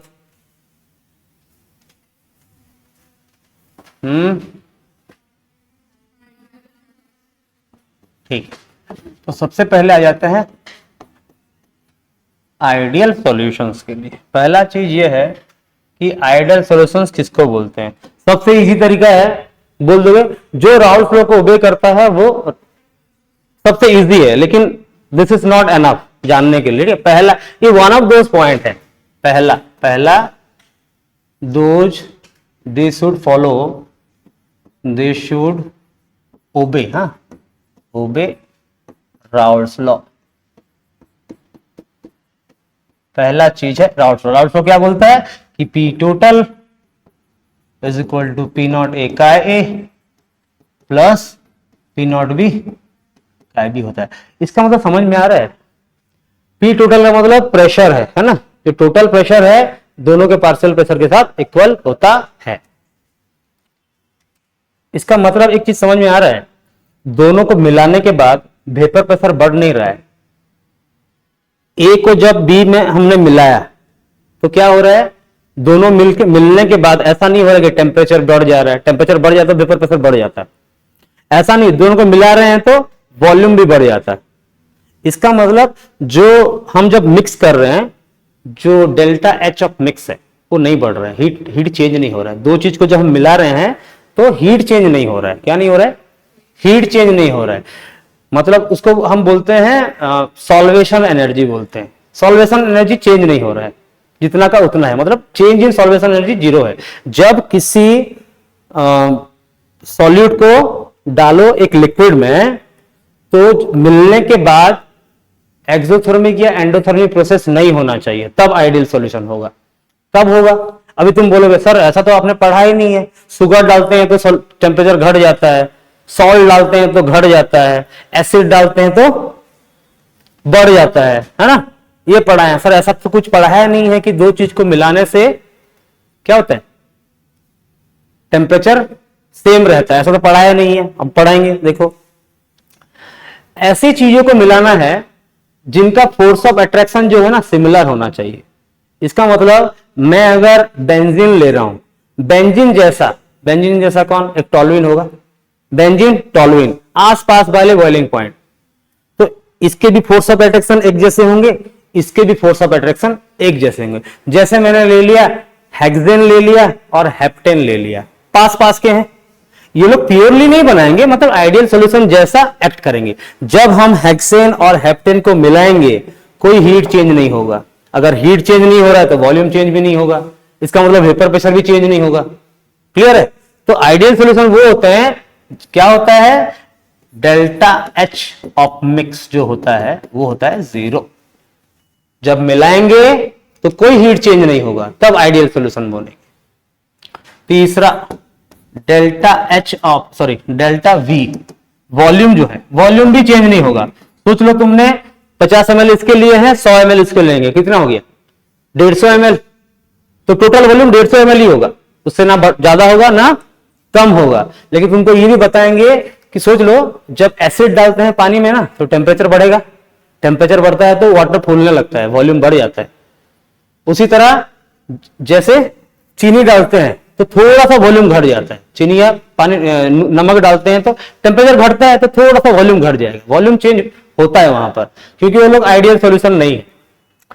लेकिन अगर आइडियल सॉल्यूशन है, ना हीट चेंज होगा ना ही वॉल्यूम चेंज होगा। क्यों ऐसा होता है? सबसे इंपॉर्टेंट चीज, अभी क्या किया है हमने, दो चीज लिया है, एक ए कंपोनेंट लिया है, एक बी कंपोनेंट लिया है, ठीक है, ये हो गया सॉल्वेंट और ये हो गया सॉल्यूट। अच्छा, मिलाने से पहले बिफोर मिक्सिंग, ये जो ए और ए के बीच में कुछ फोर्स ऑफ अट्रैक्शन होगा, ए और ए के बीच में होगा, वो उसी तरह बी मिला नहीं तो बी और बी के बीच में कुछ फोर्स ऑफ अट्रैक्शन होगा। अभी जब मिलाएंगे आफ्टर मिक्सिंग, ए और बी के बीच में नया फोर्स ऑफ अट्रैक्शन बनेगा, ठीक है। तो समझो पहले ए और ए में जैसा फोर्स ऑफ अट्रैक्शन था, बी और बी में जैसा फोर्स ऑफ अट्रैक्शन था, ए बी भी उसी तरह का फोर्स ऑफ अट्रैक्शन होगा, ना ज्यादा होगा ना कम होगा। अभी सोचो अगर ए बी का फोर्स ऑफ अट्रैक्शन बढ़ जाता, क्या होता, बढ़ जाता तो क्या होता, कभी भी बॉन्ड स्ट्रांग हो रहा है ना, हीट रिलीज होगा, क्या होगा, हीट रिलीज होगा, गर्म हो जाएगा तो वॉल्यूम बढ़ जाएगा ना, अगर फोर्स ऑफ। उसी तरह अगर ए और बी का फोर्स ऑफ अट्रैक्शन घट जाता, क्या होता है, घट जाता तो वॉल्यूम बढ़ जाएगा ना, अट्रैक्शन बढ़ जाएगा तो साइज कम हो जाएगा, सॉरी। तो उसी तरह अगर ए और बी का अट्रैक्शन जो है तो क्लोज आ जाता है तो ओवरऑल वॉल्यूम क्या होता है, घट जाता है। उसी तरह ए और बी का अगर लूजली बाउंड होते हैं, अगर फोर्स ऑफ अट्रैक्शन घट जाता है तो दूर दूर बाउंड होते हैं, मतलब साइज बढ़ जाता है, वॉल्यूम बढ़ जाता है। लेकिन यहां ऐसा नहीं हो रहा है, ए और बी का फोर्स ऑफ अट्रैक्शन जैसा है, बी और बी का फोर्स ऑफ अट्रैक्शन जैसा, ए और बी का फोर्स ऑफ अट्रैक्शन उसी तरह का, तो कोई चेंज नहीं हो रहा है, फोर्स ऑफ अट्रैक्शन में चेंज नहीं हो रहा है, इसलिए हीट चेंज भी नहीं हो रहा है कि वॉल्यूम चेंज भी नहीं हो रहा है। समझ में आ रहा है? जैसा इंटरेक्शन सॉल्वेंट के अंदर है उसी तरह का इंटरेक्शन सॉल्यूट के अंदर है, और वैसा ही इंटरेक्शन सॉल्वेंट के अंदर भी है। ए का इंटरेक्शन, बी का इंटरेक्शन और ए बी का इंटरेक्शन इक्वल है ना। तो A interactions is nearly equal to एकदम इक्वल तो नहीं हो पाएगा, बी का interaction almost equal to A B का इंटरेक्शन। क्या समझ में आया? आइडियल सॉल्यूशन इसको बोलते हैं।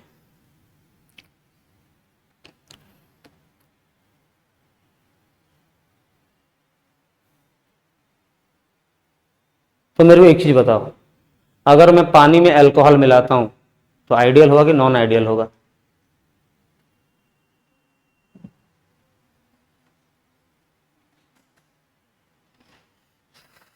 फिर पिल्ला मने पानी का बॉइलिंग पॉइंट और पानी का बॉइलिंग पॉइंट और अल्कोहल का बॉइलिंग पॉइंट सेम होता है? किसका बॉइलिंग पॉइंट ज्यादा होता है? पानी का, है ना। अभी जो अल्कोहल है उसका बॉइलिंग पॉइंट कम होता है। अभी जब दोनों को मिलाएंगे तो अल्कोहल पानी के अंदर आएगा और पानी के अंदर का जो फोर्स ऑफ अट्रैक्शन है उसको कम करेगा। अभी तुम खुद देखो, तुम लोग पानी को गर्म करोगे तो 100 डिग्री में बॉयल होगा, पानी और अल्कोहल को बॉयल करोगे तो जल्दी बॉयल हो जाएगा। तो आइडियल सॉल्यूशन बनाएगा क्या? अगर पानी भी था, एक और कुछ चीज होता, दोनों 100 में हो रहे हैं, ये भी 100 में हो रहा है, ये भी 100 में हो रहा है, दोनों को मिला दे वो भी 100 में हो रहा है, तब जाके आइडियल सॉल्यूशन बनेंगे। आइडियल सॉल्यूशन कैसे बनेंगे?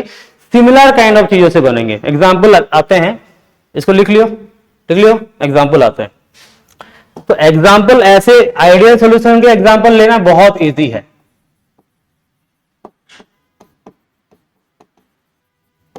एग्जाम्पल देखो, एग्जाम्पल अच्छे से याद रखना।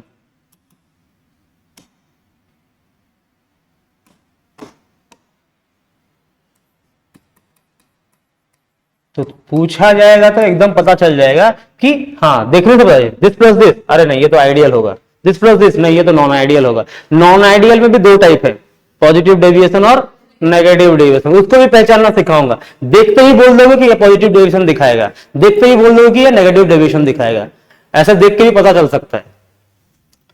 तो पहला हो गया, जैसे मैं बोला सिमिलर काइंड ऑफ चीज, पहले बोला एनहेक्सेन, क्या बोला? एनहेक्सेन प्लस एनहेप्टेन। एन का मतलब सीधा चेन, हाँ, क्योंकि अगर ब्रांच हो जाएगा तो बॉइलिंग पॉइंट में डिफरेंस आ जाता है। सीधा चेन का बॉइलिंग पॉइंट ज्यादा होता है, ब्रांच का बॉइलिंग पॉइंट कम होता है। ऑर्गेनिक में पढ़े हो ना, boiling point decreases with branching, branch बढ़ेगा तो बॉइलिंग पॉइंट घटेगा। दूसरा बेंजीन प्लस टॉल्यूइन। अगर मैं बोलता हूं क्लोरोफॉर्म, है ना, तो ब्रोमोफॉर्म, पास वाले हैं। चौथा अगर बोलता हूं मैं मिथानॉल, मिथानॉल के साथ क्या मिलाऊंगा? इथानॉल मिलाऊंगा, एक जैसा आसपास। ऐसा नहीं कि मिथानॉल के साथ प्रोपानॉल या ब्यूटानॉल मिलाऊंगा तो होगा, नहीं होगा, ब्यूटानॉल का बॉइलिंग पॉइंट ज्यादा होगा। मिथानॉल और इथानॉल पास है ना, तो होगा। ऐसे और भी लिख सकते हो, क्लोरोमीथेन प्लस ब्रोमोमीथेन।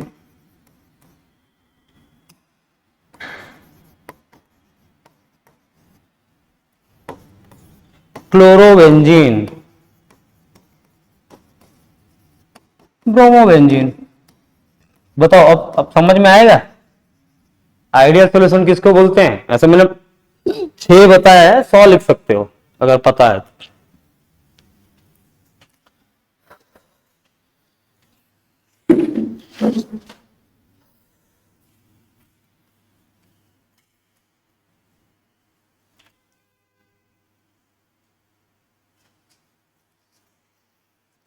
सॉल्यूशन एक बहुत इजी चैप्टर है, कुछ ही फॉर्मूलेस होते हैं, गिन के करोगे तो 1 2 3 4 5 6 7, टोटल 7 फॉर्मूला है, ओनली 7 फॉर्मूला है। 4 यहां पर पढ़ते कितने, हेनरीज लॉ का एक फॉर्मूला है, वो तो उसी की जैसा है, राउल्स लॉ के जैसा है। और जो राउल्स लॉ में 2 है, एक ही बोल सकते हो उसको, क्योंकि नॉन वोलेटाइल में खाली बी उड़ जाएगा, है ना। तो बोले तो हेनरीज लॉ एक, राउल्स लॉ एक हो गया। उसके बाद 4 जो है तुम्हारे क्या, कॉलिगेटिव प्रॉपर्टीज हैं। कॉलिगेटिव प्रॉपर्टीज में एक RLV relative lowering vapour pressure एक फॉर्मूला है, एलिवेशन इन बर्निंग पॉइंट का एक फॉर्मूला। उसके बाद डिप्रेशन इन फ्रीजिंग पॉइंट का एक फार्मूला और ऑस्मोटिक प्रेशर का एक फार्मूला, 4 फार्मूला, 4 2 6 फार्मूला। ज्यादा से ज्यादा अगर आओगे तो डिग्री ऑफ डिसोसिएशन का एक फार्मूला जोड़ लो और वेंटॉक फैक्टर का जोड़ लो, 7 8 मैक्सिमम 10 फार्मूला के अंदर चैप्टर खत्म। फिजिक्स में ऐसा होता है क्या? फिजिक्स में कितने फॉर्मूले होते हैं, है ना? अरे फिजिक्स पढ़ने के लिए पहले बेसिक मैथ्स पढ़ना पड़ेगा, लॉगरिथम पढ़ो, ट्रिग्नोमेट्रिक फंक्शन पढ़ो, इनवर्स ट्रिग्नोमेट्रिक फंक्शन पढ़ो। यहाँ थोड़ा थोड़ा इंटीग्रेशन का यूज होता है, कभी कभी थोड़ा लॉगरिथम का यूज होता है। लॉगरिथम आता है सबको? लॉगरिथम आता है? जो लोग मेरे से पढ़े उनको तो आता है कि रे कल्याणी आसची भूली न तो भूली तू हले माड़ खाइब खुंदा खाइब भूली चले तो पाखर तो नोट्स भी अच्छे, तू चाहे पढ़ी आसी पार आउच अधिका अधिका टाइम दे, टाइम ज्यादा दो। भुवनेश्वर आसी जाइଛ बोली भूल फायदा उठाओ नहीं। क्या ना, भुवनेश्वर में थोड़ा बहुत कलरफुल चीजें हैं, देखने में बहुत अच्छा लगेगा, बहुत बड़े बड़े बिल्डिंग्स हैं, गाड़ी है ना, पार्क्स हैं, बहुत मजा आएगा देखने में। तो मतलब बुलाएगा, है ना? तो बुलाती है मगर जानी ना आंसर जानी ना लाज मारू नहीं कि सार को सामने कहबनी बाहर उड़ेब नहीं कि। ओके, ये आइडियल सॉल्यूशन खत्म हो गया। तो अभी बोलो नॉन आइडियल सॉल्यूशन क्या होता होगा? जो राहुल फ्लो को ओबे नहीं करता है ना, नॉन आइडियल सॉल्यूशन।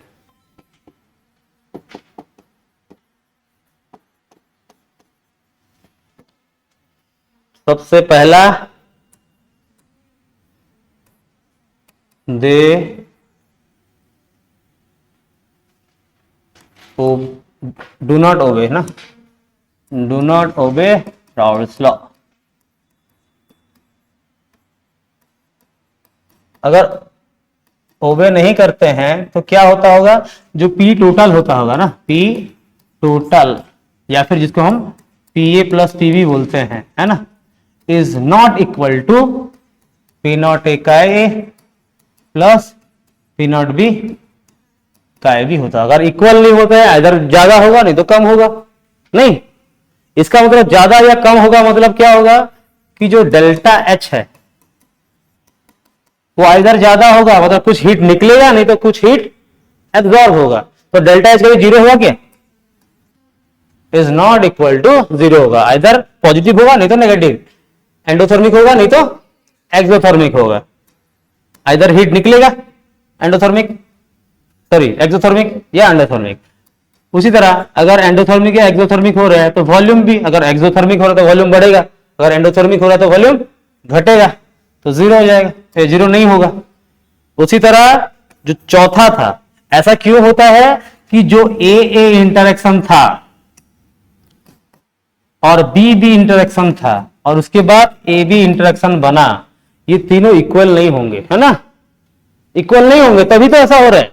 इक्वल होते तो कुछ भी जीरो, सब जीरो हो जाता, है ना, वो भी इक्वल हो जाता। तो जो ए इंटरेक्शन है, जो ए इंटरेक्शंस हैं is not equal to B interactions, is not equal to A B interaction. तो मतलब solvent solvent interaction is not equal to solid solid interaction is not equal to solid solvent interaction. जब दोनों मिल जाते हैं तो interaction होता है ना, ए और बी में इंटरेक्शन होगा, फोर्थ बेटर कुछ बॉन्ड टूटते हैं, कुछ नए बॉन्ड बनते हैं। तो अगर एक ही टाइप का बॉन्ड हो तो बनेंगे लेकिन कुछ चेंज नहीं होगा, इसको हम आइडियल बोलेंगे, ठीक है। और ये हो गया तुम्हारा नॉन आइडियल, जहां की कुछ भी जीरो नहीं होता, इक्वल नहीं होता और राउल्स लॉ को भी फॉलो नहीं करते।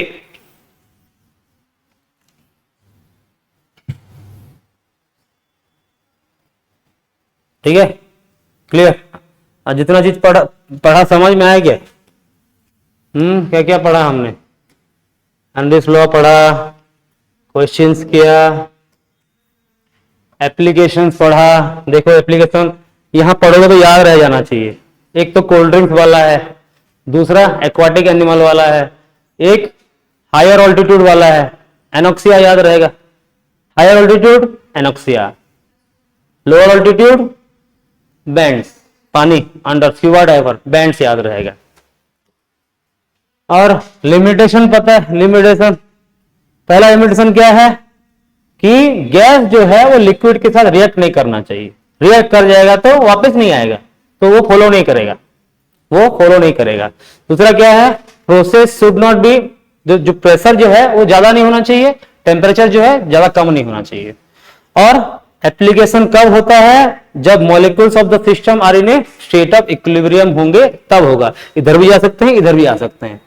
क्या होगा, अगर रिएक्शन हो रहा है तो एक ही डायरेक्शन में जा रहा है ना, ये सिर्फ इस डायरेक्शन में जा रहा है, तो मतलब गैस खाली लिक्विड के अंदर जा रहा है, वापस नहीं आ रहा है, तो मतलब हेनरीज लॉ फॉलो करेगा। हेनरीज लॉ फॉलो करने के लिए प्रेशर दिया, गैस अंदर गया, प्रेशर रिलीज किया, गैस बाहर आ गया, तो इक्विलिब्रियम में रहना चाहिए, ठीक है। उसके बाद क्या था, वेपर प्रेशर। देखो अच्छी तरह से, वेपर प्रेशर कब होता है, वेपर प्रेशर लिक्विड के ऊपर का प्रेशर होता है at the state of equilibrium. Equilibrium कब होता है, जब इवापोरेशन और कंडेंसेशन इक्विलिब्रियम में होते हैं, तब का प्रेशर को बोलते हैं वेपर प्रेशर। जब इक्विलिब्रियम में नहीं है तो उसको वेपर प्रेशर नहीं बोल सकते, क्योंकि एक पर्टिकुलर टेम्परेचर अगर है तो एक इक्विलिब्रियम बनेगा, टेम्परेचर चेंज कर देंगे तो दूसरा इक्विलिब्रियम बनेगा। टेम्परेचर के साथ वेपर प्रेशर चेंज होता है, बढ़ता है, तो हो सकता है कि T1 टेम्परेचर में इक्विलिब्रियम 1 बनता है, मतलब वेपर प्रेशर 1 बनता है, T1 में वेपर प्रेशर 1, T2 में वेपर प्रेशर 2, T बढ़ेगा वेपर प्रेशर बढ़ेगा, तो नया इक्विलिब्रियम सेट होगा। इक्विलिब्रियम कांस्टेंट जो होता है ना, केसी, केसी का वैल्यू सिर्फ टेम्परेचर से चेंज होता है और किससे चेंज नहीं होता है, ठीक है। प्रेशर बढ़ाने से नहीं होता है, सिर्फ और सिर्फ टेम्परेचर चेंज, क्योंकि टेम्परेचर बढ़ाएंगे तब प्रेशर बढ़ेगा, वेपर प्रेशर बढ़ रहा है ना, टेम्परेचर बढ़ाते हैं तो ये। तो उसके बाद क्या था, बॉइलिंग पॉइंट, ये भी याद रखो। कौन से टेम्परेचर को बॉइलिंग पॉइंट बोलेंगे, जिस टेम्परेचर में एक लिक्विड का वेपर प्रेशर एटमॉस्फेरिक प्रेशर के बराबर हो जाएगा, तब तो निकल पाएगा ना, ओके। ये वाला तो याद रखना ही है, रिलेशनशिप। हाँ, राउल्स लॉ में हम यहां पढ़ लिए, दोनों लिक्विड होना चाहिए, नहीं, दोनों के वेपर प्रेशर बनेंगे, पीए बनेंगे, पीवी बनेंगे, दोनों का मिला के पीटी बनेगा, total vapour pressure. Dalton's law of partial pressure बोलता है कि total pressure equal to sum of partial pressure of individual component, PA plus PB. तो इसके अंदर जो होते हैं काई प्लस काई होते हैं, तो वो बोल रहे हैं कि जो पीए है, जो पीए है वो डायरेक्टली प्रोपोर्शनल काय है, पीबी काय भी है, एज इट इज, ठीक है। समझ में आया, इसको एक बार लिखना होगा तब समझ में आएगा। और ये नॉन वोलेटाइल सॉल्यूट में, नॉन वोलेटाइल सॉल्यूट होगा तो उसके वेपर नहीं बनेंगे, तो इस ये वाला फ्रेज तो गया, पीवी तो गया, खाली पीए बचा, ठीक है।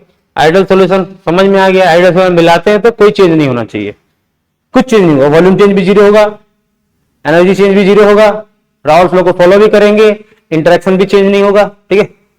और नॉन आइडियल सॉल्यूशन में, अच्छा एग्जांपल बताया था ना, एग्जांपल कैसे जानना है, सिमिलर सिमिलर टाइप के, बोला ना, एन हेक्सेन एन हेप्टेन, ये भी अल्केन है, ये भी अल्केन है, बेंजीन है, टोलून है, ये भी एरोमेटिक है, ये भी एरोमेटिक कंपाउंड है, क्लोरोफॉर्म है, ब्रोमोफॉर्म है, दोनों हेलो अल्केन्स हैं, मिथानॉल है, इथानॉल है, आसपास के अल्कोहल हैं, ठीक है।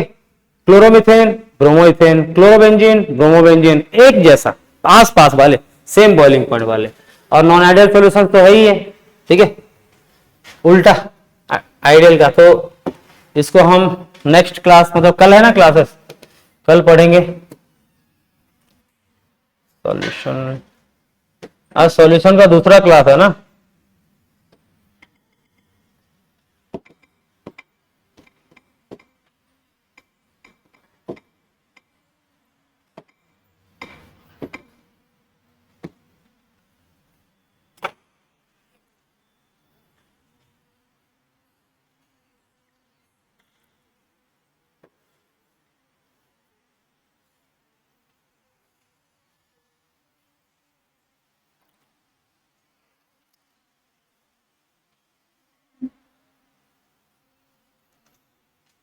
अभी और क्लास है क्या, जाओ फिर, छुट्टी, जाओ।